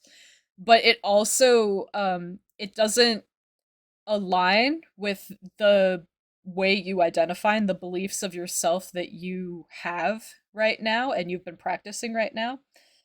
So it feels uncomfortable on another level of it's challenging and clashing with the way you view yourself right now, and that makes you feel really weird. And I think that's part of why you're like, you don't know me at all. And part of that's true. Like a lot of these people have had like zero to minimal conversations with you and they know like literally nothing about you. They don't know like what you like to do or what you like to eat, what your sense of humor is, like none of that. But at the same time, like they kind of see a part of you that you're blind to. And the let it shine here where like there's this light radiating out of like the peacock's heart space is all about like you actually unencasing, liberating whatever you like closed off um however long ago. And I feel like this little green dot that has just been like staring me in the face really hard for a long time is like a little kernel. It's like a seed of I feel like it's a seed of doubt, of like self-doubt, but it's good self-doubt. It's like the doubt that you're not valuable. And I think like part of you has adopted this narrative that you're not special, like you're not valuable. For some of you I'm hearing like you're useless. Um or like you just got lucky and that's why you have like fame or fortune or whatever it is. I feel like you adopted that idea from external sources because on like a truth level, like on a resounding in your heart of hearts level, that's not actually what you believe in or identify with at all. And so I feel like at some point, other people in your life somehow got you to believe this narrative. And I think they did it for some pretty like nasty, deplorable intentions of your power made them feel small and uncomfortable. And they were in a position to like silence you, so they did their best to actually silence you. And it didn't work very well because everyone else can feel it, but they silenced you in the way that like you don't see it or feel it anymore. Kind of like how when you're in the eye of the storm doesn't impact you, but like everyone around you is still getting wrecked by it. That's kind of what this feels like. And I think that's really sad because ultimately what that means is like the only person that got robbed of the joy of you being this impressive person that you are is you. And that's actually like really tragic and it's a crime. And I'm sending you a virtual hug. But I think one thing you can do to help heal is like actually celebrate your wins. Like give yourself credit for what you actually are. Like instead of thinking it's weird that all these people like you, say like, yeah, I'm likable. um and like actually unpack why you're likable. Like recognize that you have friends for a reason. Recognize there are strangers and other people that like you for a reason. Recognize that in your past there were people you made uncomfortable because you were so powerful they didn't understand what to do with it. Uh like all of those things are actually instances that you should be giving yourself credit for of like you're that impressive and amazing and like epic of a human being of a soul of like a real person. um and I think that this card, the Edge of Evolution, feels messy. I think that that is a really good definition of what's going to happen when you start opening this clamshell, where you're going to be in a position where when you like actually look at yourself and recognize yourself for what you are and how impressive and powerful you are, like you have the energy of like a master manipulator and manifester. Like you can manipulate energy in the way that you want to get what you want time and time again without fail. And at some point you kind of locked that away, but it's so powerful that it still radiates out of you. And instead of like at your discretion channeling that energy with your intentions and focus to say, I want to draw like this thing in or that thing in, like I want more money, or I want this kind of person, or I want to be able to move somewhere else or go on this like adventure and have everything just fall into place for that to happen. Instead, it's just indiscriminate attractive energy that's pulling everything in, like good and bad. Um and that's why like so many people are weird towards you. But also why you've attracted like a good amount of friends and good opportunities that have allowed you to more or less like flourish and be successful in whatever your definition of successful is. But I feel like when you unlock this, because it is a lot of power that like you haven't practiced wielding in a long time, it is gonna feel really messy. Like you're gonna be like, I don't know what to do with this. I don't know if I'm doing it right. What if something goes wrong? Like what if this or that? And like you might feel what's called the ascension flu when you start practicing with this energy, like if you start meditating a lot or trying to do like energy work in some case, whatever it may be, or manifesting stuff, like you might get like really bad hot flashes out of nowhere that don't make sense. And that can be coupled with like your third eye feeling on fire, like you getting like a headache, um, the front of your face getting really hot. It can You can get slapped with like vertigo and lightheadedness all at once, and even get like really nauseous. That's what the ascension flu is. But stuff like that might actually happen to you because you're just like it's so much power that if you choose to like reaccept all of you for who you are and be proud of it, because you should be proud of it, um you might feel the symptoms of it, because like a lot of spiritual power entering a physical body all at once can really mess that physical body up. And I've had my fair share of experiences with that. Like the last tarot card video I did, I got the ascension flu pretty bad, and I actually had to like stop halfway through a pile and come back to it later. Like it's just It happens. And there's things you can do about that. So like you can do grounding work and like breathing exercises. So you can sit down and like envision yourself like growing roots like out of your chakras or like a light column in your spine into the earth. And this is like pretty simple here. You can also just Google it because I'm going quick here. But you can envision you growing like roots down to the core of the earth and then like do some just like slow, deep breathing and like ground yourself that way. You can use certain crystals. Again, Googling it is really helpful. But like there's stuff you can do here if that would be helpful for you. I'm also seeing that limitations inspire innovations over here as like I hear it's time when I look at this. And I hear it's time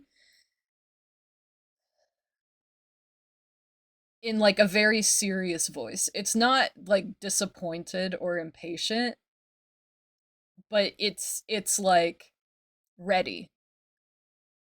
And when I hear that, it I think it's talking about how like other people in the past like really damaged you and like really hurt you on like an emotional level to make you like hide part of yourself away like this and like reject the most powerful part of yourself as far as like magnetic energies go like this. And in that way like you have been limiting yourself, but you're at a point now where like you've grown a lot as a person even if you haven't necessarily like recognized it. Like you're not the same person you were when you got like harassed or bullied or insulted into not accepting like some core parts of yourself. And so now if you like reawaken them, you won't get damaged the same way and you'll be able to wield it better actually. Um and I think you've like grown a lot and you've become a lot stronger than you were before. So I'm kind of getting the message of like it's okay. It's okay for like you to be the whole you and identify as the whole you. And I think this is like a very real lesson where it doesn't really matter how anyone else sees you or thinks. Like this is something that you're being called to do like just for you because you feel a little bit incomplete or like off balance. And this is a really real way to fix that. And I think when you feel whole, your whole life will just feel more worth living. And with the butterfly effect here and nourish the sacred feminine, I'm getting that like the smallest steps in the right direction, like that little seed of doubt you had that the real you is self-deprecating and limited the way that you are. Like the smallest changes can help empower you to keep making more changes and accept the real you for who you are. So if you have self-deprecating thoughts like I'm not that special, I'm not that valuable, I don't know why they like me. Those are things that like by practicing feminine energy, like you can reflect upon and challenge and choose not to perpetuate or like adopt or believe is true anymore. And because at this point they're probably habitual ways of thought. Like you're not just going to challenge it once and it's never going to come back. You're going to have to like work on this because habits do take a long time to change depending on how long you've had the habit. Um, but with the muse here, I feel like what you're going to figure out is like you kind of are your own muse. Like you're very complete. You're very happy with yourself when you're embracing like your whole self here. Um and it's going to put you in a position of even more power where like you're going to be more magnetic and attractive, but more only towards the things that you actually want because you're going to be directing it towards whatever your intentions and attention is pulled to. So like whatever your dreams are, that's more where this magnetism is going to be like focused on, and it's going to be more powerful when it's not like indiscriminate. But I feel like you're also going to understand um a lot of why you came here in this lifetime was self-serving. Like to get to an energy like this, you have to put a lot of work in and you have to go through some really like painful lessons. And the reason your energy is kind of calm in this lifetime, like even when you're frustrated, you're not super explosive, you're more on like the calm sage-like stoic end for a lot of you. The reason is because like you've been through so much in past lifetimes. Like you actually kind of wanted to come back to live a lifetime that's more in line with just enjoying what this world has to offer, because the 3D world hits very different than other dimensions. And physical bodies can enjoy things in ways that those without a physical body are able to. So you kind of came back with the intentions of being able to enjoy like everything you wanted to enjoy from a lifetime that like you feel like you kind of missed out on or wanted more of last time you left this world or a physical world. And so in a way you're kind of like your own muse. Like you, when you're in line with yourself, like you impress yourself and you're proud of yourself and like you make your own life worth living. And other people can add to that, but you don't necessarily need other people to not feel alone, or like you don't need other people to not be bored. You don't need other people to feel like you're having fun and that you can go do whatever you want to do. It's like other people are just an added bonus, and you're really living this lifetime for you. Like you're your biggest inspiration.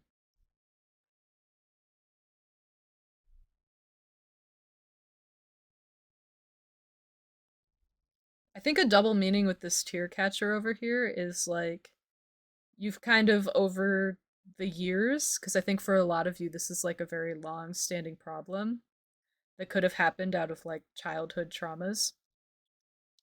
Um, but with the tear catcher here, I feel like you've saved a lot of your tears over the years. Like in the way of you've stockpiled memories of all the times that you've been mistreated that have led you to clamming up, to bottling up the really powerful parts of yourself that you're actually like most proud of and identify with the most.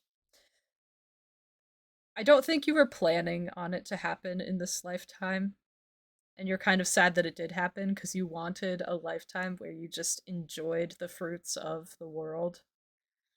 But at the same time, like you weren't not expecting some hard lesson to happen, because that's one of like the contingencies with coming to this planet. But I feel like you've been stockpiling all of these memories of all these times that you've been mistreated and shamed that caused you to get to this point. And you can pull those memories up at a whim and remember them like with good detail and crystal clear, even if they happened a long time ago.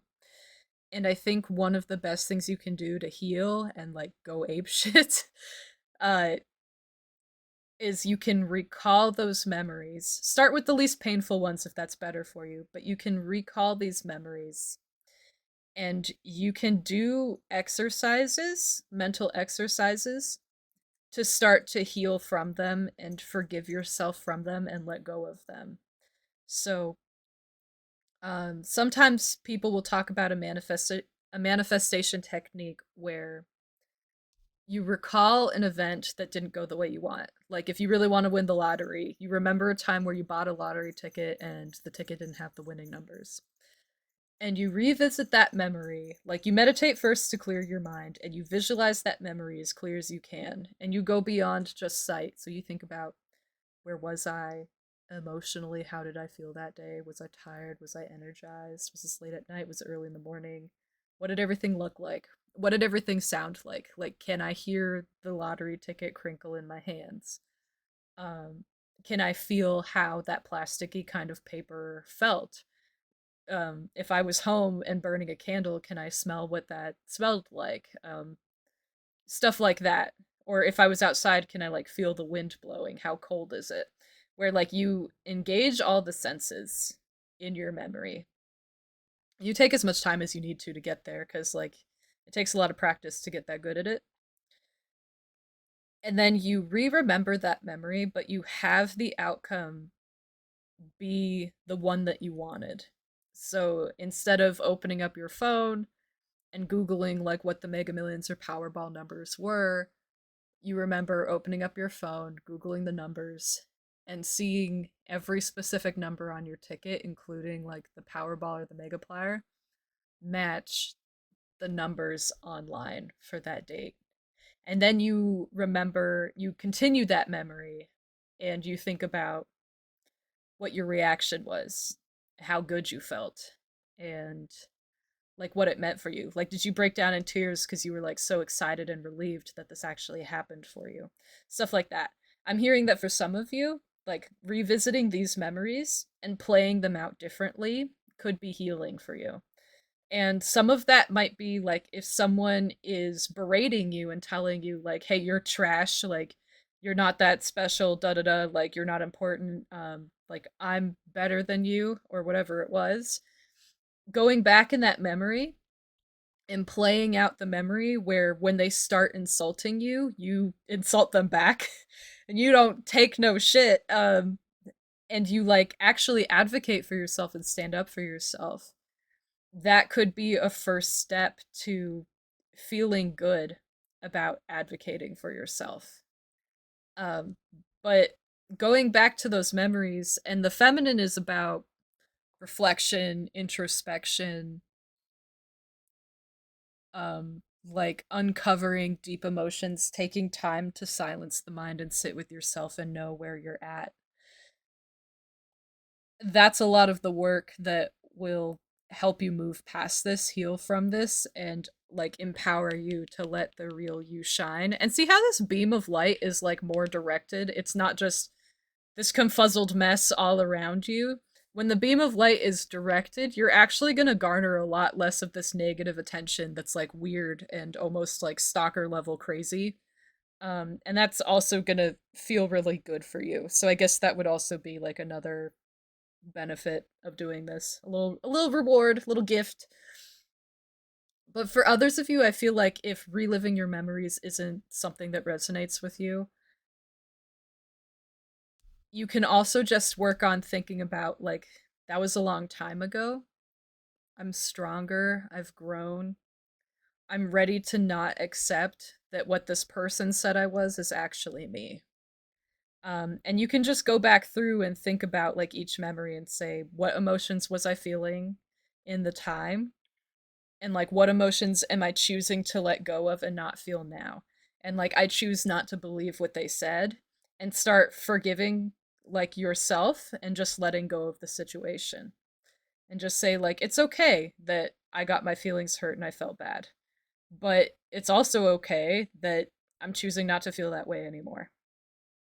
Okay, I think we'll look at some tarot cards now. And I guess I can ask what'll come from this short term and if there are any more details on some of the inner work you could do. But short term, I mean, long term at least, for sure, we know some of what's going to happen. Like, you're going to garner less negative attention. You're going to feel better about yourself. You're going to feel more fulfilled and comfortable being your genuine you. You're going to feel less like off balance, like off kilter, on whole. Um, I'm hearing for some of you, you're going to cry a lot less. You're going to connect with your friends a lot better because you're coming from a place of your genuine self. So, like, connections are something that will actually feel more wholesome to you, more genuine to you. People are going to love the genuine you, just like they love only getting glimpses of the genuine you now. Like, just because the clam has the shell here, there's still light coming out of it. There's still like little dots of the you escaping it. And that's really why like your friends enjoy your company as much as they did. Like you're not changing as a person, you're just being in the energy of the real you a lot more. And like the people that are closest to you in your life that are coming from places of love, like they will appreciate that and they'll be proud of you and encourage you, which is really exciting because like not everyone has that. Like the people that came from pile 3, hello if any of you are here, a lot of them don't really have that. So um like you're in a really good position at this point in your life to be able to challenge all these past memories and beliefs that got internalized just because the influential people in your life at the time that this happened were immature douchebags and decided that since you were powerful and it made them uncomfortable, their best thing to do was pull you down instead of work on themselves because that's what low vibrational little worms do. They try to pull everyone else down because like why would they ever actually try to work on themselves and be better? Like that means that they had a flaw. And like they can't have a flaw. They're perfect even though literally everything makes them uncomfortable and insecure. Like so I'm here for you. Your spirit guides are here for you. Your friends and loved ones are here for you. We're all rooting for you. Your higher self knows you're going to make this change. Part of the intention of this reading was just extra confirmation for some of you, or like the first very direct message for others. Because sometimes when you get signs in the real world, it's easy to not understand them. Like sometimes, like for me right now, a lot of signs I'm getting, funnily enough, with you being a bird, is I'll have birds like cross my path. And like that message, if I didn't have somebody else very clearly tell me, like birds symbolize freedom for you right now, and they're also messengers of the spiritual and like harbingers of good luck. Like that's why people decided cranes should carry babies to people, right? And like crows leave you little trinkets. There's a reason that they do that sometimes. It's because like on a spiritual level that's something they're called to do. But if someone didn't clearly tell me, like, hey, if you see a lot of birds flying in front of your path, like a lot more than they used to, or a lot closer to you than they used to, that's a sign that like you're actually becoming freer and you're manifesting what you want to manifest right now. Like I would just think it's another bird. So some of you guys are getting this message because it's easier for you to actually see and hear someone articulate this clearly to you than like getting some arbitrary messages about like just a random memory of like, hey, you know what? Yeah, I didn't like that person in my past very much. Like sometimes you don't know what that like out of pocket memory means and why you have it all of a sudden. Or like some very like uncomfortable dreams is something I hear like a lot of you have been having lately, which is a sign that on a deeper level you're starting to like ruminate on these feelings so that you can get over them. Also, just on the bird thing, because I feel called to say it, for me right now, there's snow everywhere on the ground. It's like early February, and I'm not in a place where like a lot of birds stay the winter. And I just had this morning when I was walking the dogs, and usually the birds don't like being near me and the dogs. I had like 8 different birds hopping around the grass, like a couple feet away from me and my giant dogs. And then I had this bird that I've never seen before in my life, like this all red crimson thing, but it wasn't like a cardinal. It was like this pudgy, tiny little red shaped thing that looked sort of like halfway between a robin and a chickadee, but someone painted it like bright red. Just like fly right up in front of me, like less than a foot away from my knee and both of my dog's muzzles. And it's stuff like that where it's like, okay, yeah, that's that one's hard to explain. when someone else told you like it's a sign, it's hard to discredit that. And I bring that up because I feel like for a lot of you, you're going to get synchronicities when you start doing this work of other people encouraging you in ways you weren't expecting. Like they'll say some things that situationally don't mean much, but to you, they're going to hit different and be very significant because you're going to be sensitive enough to pick up these double meanings, or it's going to be much more significant to you than other people. So for some of you, I'm getting the impression that like some of you might randomly hear like loved ones, like family members or long-standing friends that were around for some of these painful situations where randomly out of the blue they'll just have something out of pocket to say about the person that made you feel small or feel the need to hide yourself. Like out of nowhere, they're just gonna randomly start like bashing them. And I think that those are kind of signs that, like, you're growing. And not all of it is gonna be like bashing these other people, but I think that's something significant for a few of you out there. So let's do this.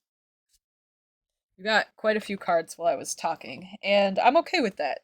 Um, I say quite a few, but it's only six compared to what's on the table right now. Okay, so let's get to this. So we have three that came face up and three that came face down. I want to look at the face up ones first. So we have the so you can hold me accountable. We have the High Priestess, and she was over there. Seven cards. I lied. She was over Justice, the Wheel of Fortune. There's a lot of major arcana. Okay. And the Seven of Swords. And on the back of the deck, I want to look at it. The back of the deck, we have the Hermit.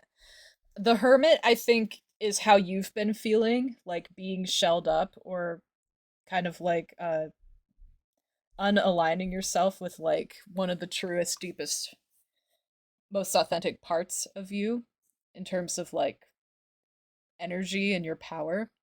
I think that you've kind of felt very alone because it's hard to connect with somebody genuinely or feel like that connection is really, really deep when you're not allowing the deepest part of yourself to interact with anybody to the best of your ability. And so I feel like you've been feeling alone.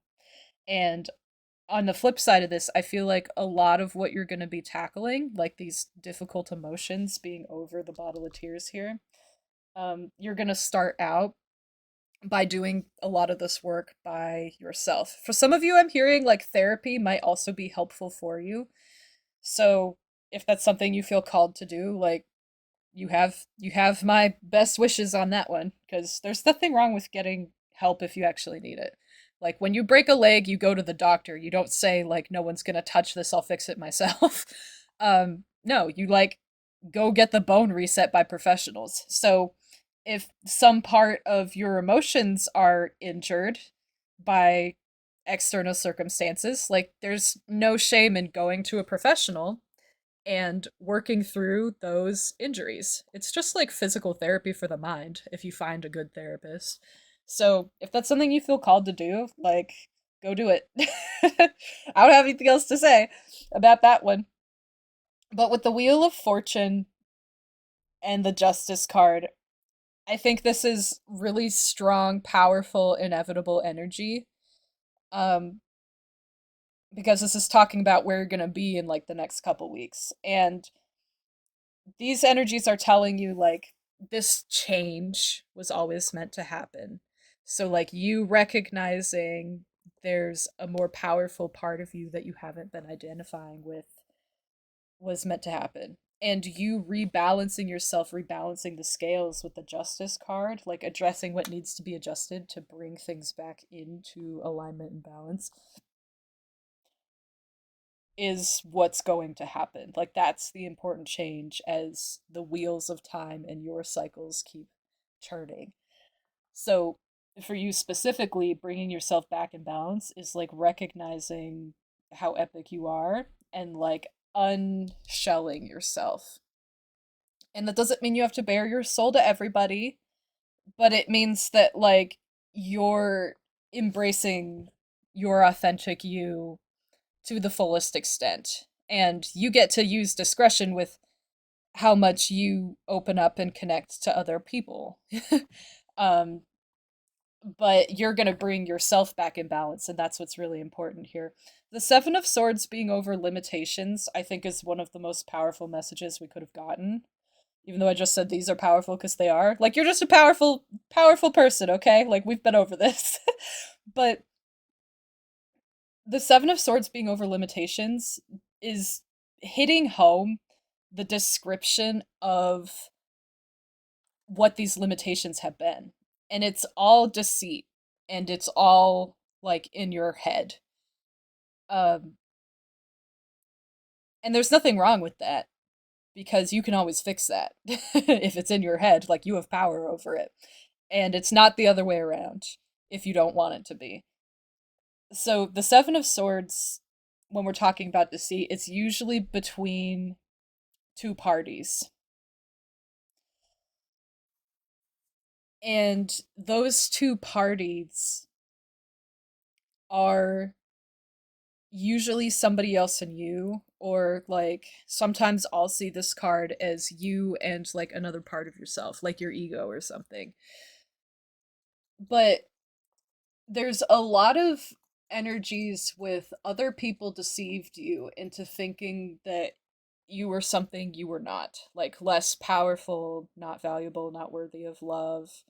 Um, that the authentic version of you wasn't something anyone should see ever, something like that. And at some point, you internalized that, so you put limits on yourself. Like you boxed away the part of you that was so powerful it was making other people uncomfortable. And that's what I'm seeing here with the swords. Also, halfway through talking about this, I realized, let's see if we can get it to focus. Hello. I realized that this is not the Seven of Swords, even though it totally looks like it, doesn't it? Doesn't it? It's actually the Eight of Swords. And you can see it a lot better when it's not on camera. But I would be embarrassed, but I'm not, okay? Because sometimes I'll misread cards in order for a card to like signify there's like a double meaning to me. So you can call it what you want, but like I wouldn't call it dyslexia, okay? It's just me seeing something for the message that it is in two different ways, which means we're going to talk about the Eight of Swords as well. I think it's really cool cards can do this. But the Eight of Swords is like almost just as telling, being over the limitations card. Like this I hope it blows your mind the same way it blows my mind that cards can do this to me. But the Eight of Swords talks about you're in a situation where you're boxed in. Like it's a scary situation that there's no escape from. That's really like harmful and detrimental to you. But here's the kicker. You can escape from it whenever you want. This idea that you can't resolve the situation or get out of the situation is purely all in your head. So once again, we're seeing these like mental limitations of you place them on yourself, and like you shouldn't shame yourself or be frustrated about that, because when we're young and impressionable, or when we're hearing things from people that like we really respect and trust to have our best interests in mind, or at heart, like we can get really damaged by that. Like that's part of interacting with a lot of other people, and that's okay. But the Eight of Swords is talking about how these limitations aren't permanent. Like you can get rid of them whenever you want. And so one thing I'm seeing with this limitations card, if it'll focus, is the inside triangle is dotted lines and the outside ones are solid. And kind of what I'm hearing as an example here is like you recognize the dotted lines are traversable and you recognize the solid lines aren't. But what you don't see is that the solid lines actually have gaps in them. Like you see them as solid, but they're actually dotted lines too. And anytime you feel like getting out of your own little mental limitations, little shackles, little prison, like you 100% can. But you haven't done that yet because you weren't ready to do that yet. And that's fine. And now you're at a position where you're ready for it and you can handle it. And that's why you're getting this reading now. Everything happens in the perfect time for you, I promise. So, we also had the high priestess here.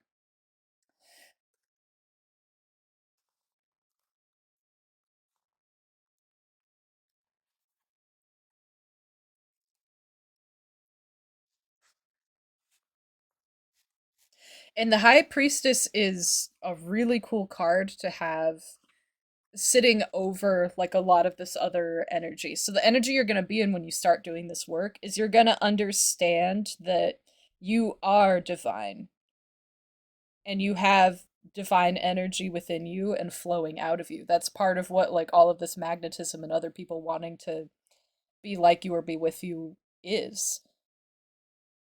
And the high priestess gives you the energy of when you do this work of getting rid of this mental prison and rebalancing yourself, you're going to be in the energy of being in touch with your divinity, which is the very clear way of saying you're going to re embrace every part of you and be your genuine self, and you're going to feel whole because you're going to be in touch with the one part of you that you've been missing this whole time, which is the divine part of you, the spiritual part of you, like the big part of you. um, and so combining that with the parts of you that are already like loved and admired by those around you is going to be like a really glorious reunion that makes you a really powerful person that can quite frankly go ape shit and accomplish whatever you want because you've been doing a lot of that already. Like you're only going to be better at it. And it's going to feel better when you actually do stuff and experience great things now because you're going to be fully in touch with yourself and every part of you is going to be able to experience that joy with you. So everything's going to feel more genuine. Like it's just going to hit different. So with your last three cards here, I'm hearing cards of encouragement. We'll see. We shall see. So we have the Five of Wands up here over the fish fossil, and then we have the Devil over here.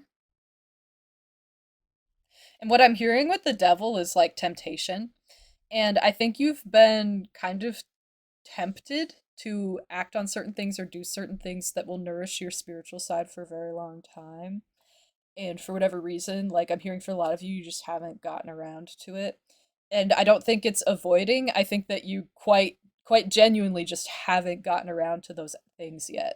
But now the divine timing is set up so that you'll miraculously be able to get around to those things, and whatever those activities are, they'll help you reconnect with your spiritual self. So those are things where like you experience just unbridled joy, or you just feel like very feelings of like wholesomeness, or feeling like very complete, like you're doing what you're called to do, like your life's purpose. Stuff like that will really feed you. Or maybe you're getting reconnecting back with stuff you used to like to do, but you were kind of like harassed or bullied into not doing them when you put the clamps on your spiritual self. And so when you take those off, you'll want to go do those things again. So like maybe for some of you your art channeled your spiritual self and you were like an excellent artist, but the messages weren't received well by people that like were uncomfortable with the power you had and the power that was exuded in your art. So they shut you down from that and you haven't like painted in a really long time. Maybe you're going to get back to that. That kind of energy. So it's going to be like reconnecting with like your inner child, and or it's going to be like just doing things where you experience joy on a profound genuine level, and that's going to be healing for you because you're going to feel joy and fulfillment, like on a in a resounding way that you haven't felt like since you were probably a young child. Okay. And then the last thing I have for you is the Page of Swords. Yeah.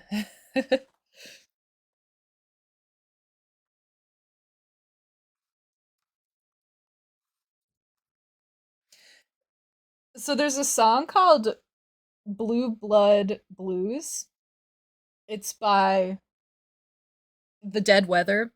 There's a lyric in it that says, I only have one face that I've been trying to erase. And I think that's really telling of what's been happening with you.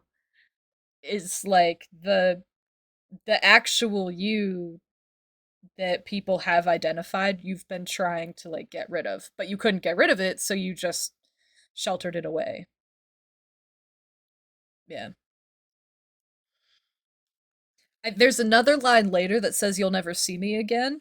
And instead of you like hiding away from people, which like if you want to exclude certain people from your life, more power to you, because you're doing it with good intentions of taking care of yourself.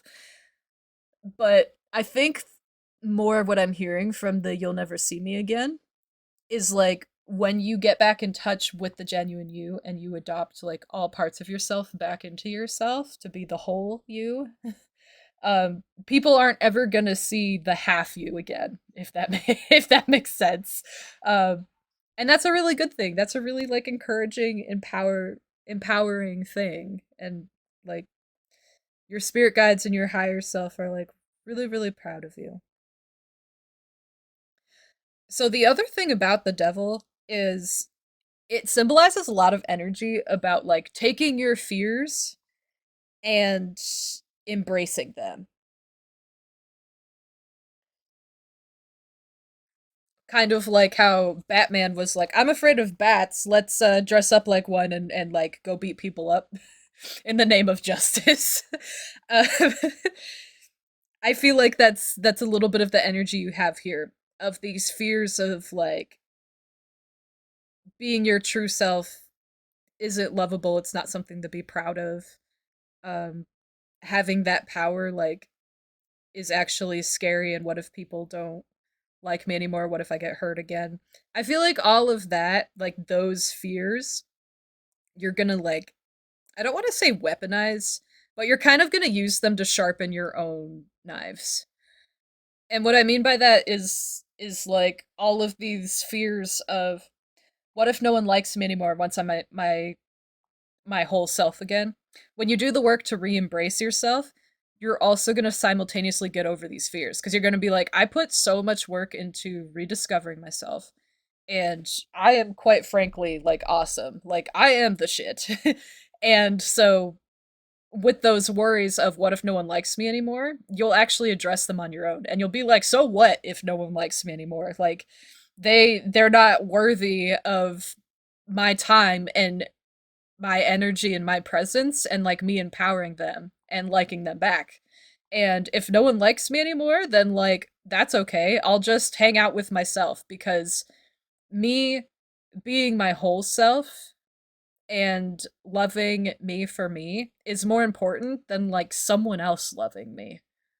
Um and so your fears are actually going to be exercises for you to become more emboldened in supporting yourself, because you're going to answer these concerns before they ever like show up in your life for someone else to put them on you, if that makes sense.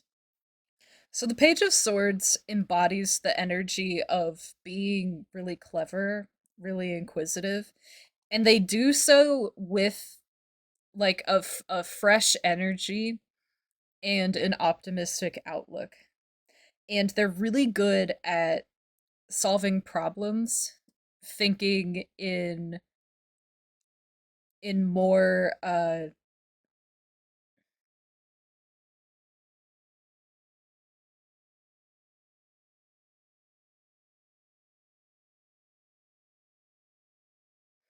like thinking in more ingenious ways, coming up with solutions that other people wouldn't have been able to see. as a possibility. And I feel like with you, the ways that you're thinking to address your fears and overcome like all of these detrimental like thoughts or beliefs that have been pushed on you and then perpetuated by you when you internalized some of them, this energy of being inquisitive and a problem solver and like really ingenious is gonna be what gets you like through all this, like breaks you out of this eight of swords little prison where it's like there are solutions, it's just you haven't seen them in the past, but you're in the energy of being able to see those solutions now. And that's like a really powerful, like a really really encouraging little message of like you're ready for this. You got this. You can do this whenever you want, however fast you want. Like you are powerful. You are the shit. And like no one gets to hold you back. And like these past little douchebags like they don't deserve to have this over you. And you recognize that now because that message that came from me like was from you. Like I don't say just stuff just to say stuff. Like I'm channeling all this. I wouldn't know to give you good advice if they weren't here, quite frankly. I'm just some stranger on the internet. Uh so the last card we have to talk about, which is like your centerpiece, is the 5 of wands. And I love this being like your centerpiece energy. So it's kind of like your overarching thing is the high priestess, where you're reconnecting with your divine and your spiritual self, which is amazing. Like that's the big goal here. But then the 5 of wands is the centerpiece for like what all is going to happen when you're doing that. And what all is going to happen is you're going to you're gonna butt heads with like these past notions and beliefs of yourself, of memories that other people have put on you. So in your own head, there's gonna be like raging debates. Um, and you're gonna come out victorious every time. You just gotta give it time and be persistent. And you're gonna like win these debates all the time because you are clever and quite powerful. On top of that, though, there's going to be moments where you're like, I don't know how I want to proceed, but it's going to be in a very like positive, empowering light where you're like, "Oh, like I'm so powerful and this belief doesn't like hold me back anymore."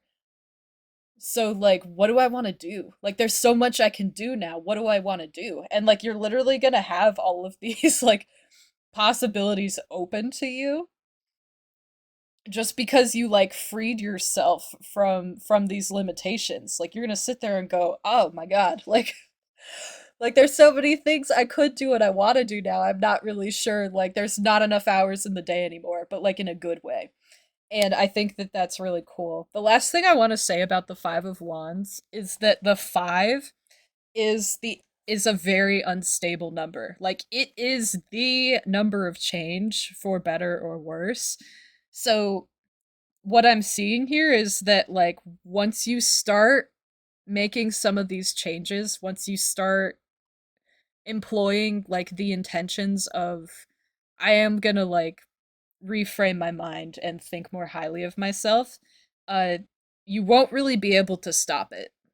And that's going to be good for a couple reasons. One, because it means that what all of this is built on, these beliefs that you don't actually genuinely subscribe to or resonate with, they will be unstable, like the 5 here. And so when you start like poking and like picking at them, they'll fall down and they'll fall away like really quickly. And then when one falls, a lot of the other ones will start to tumble away as well.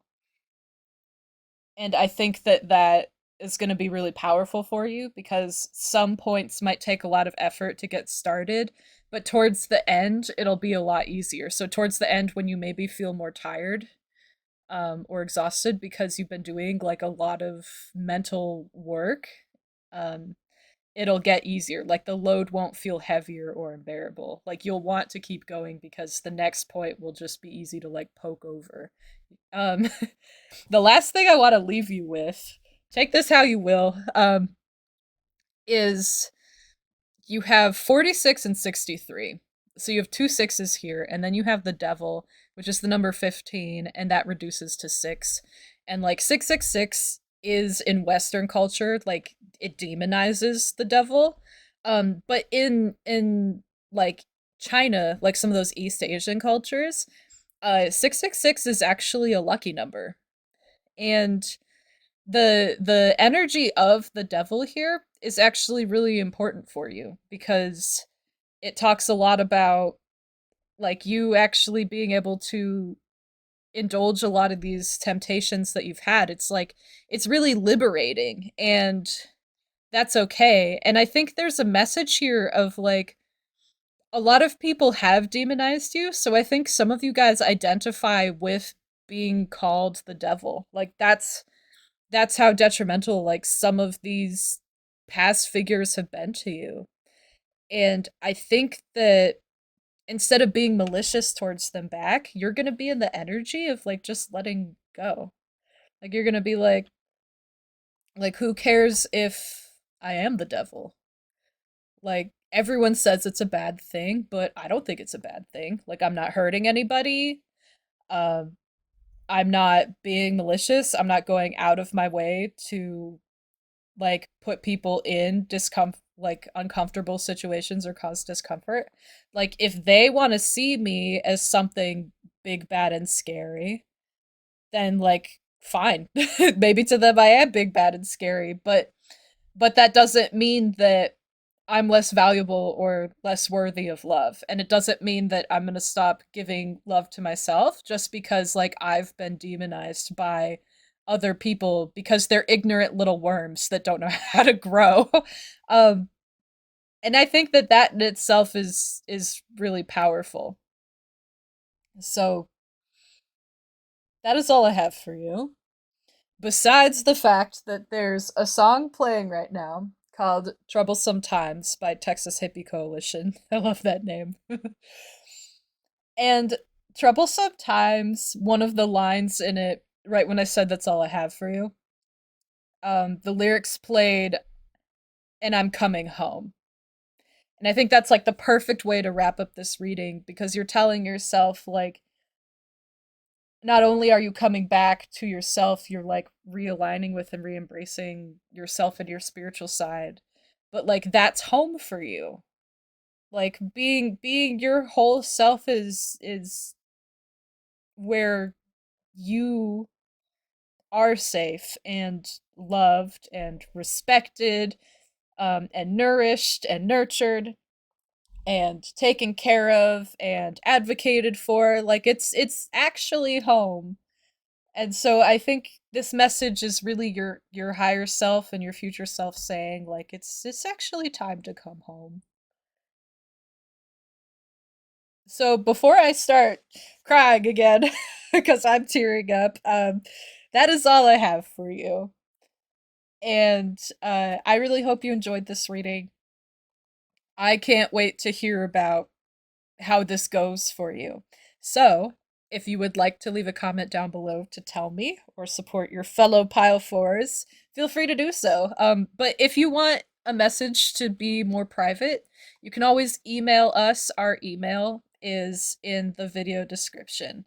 And I will see you next time in a brand new video.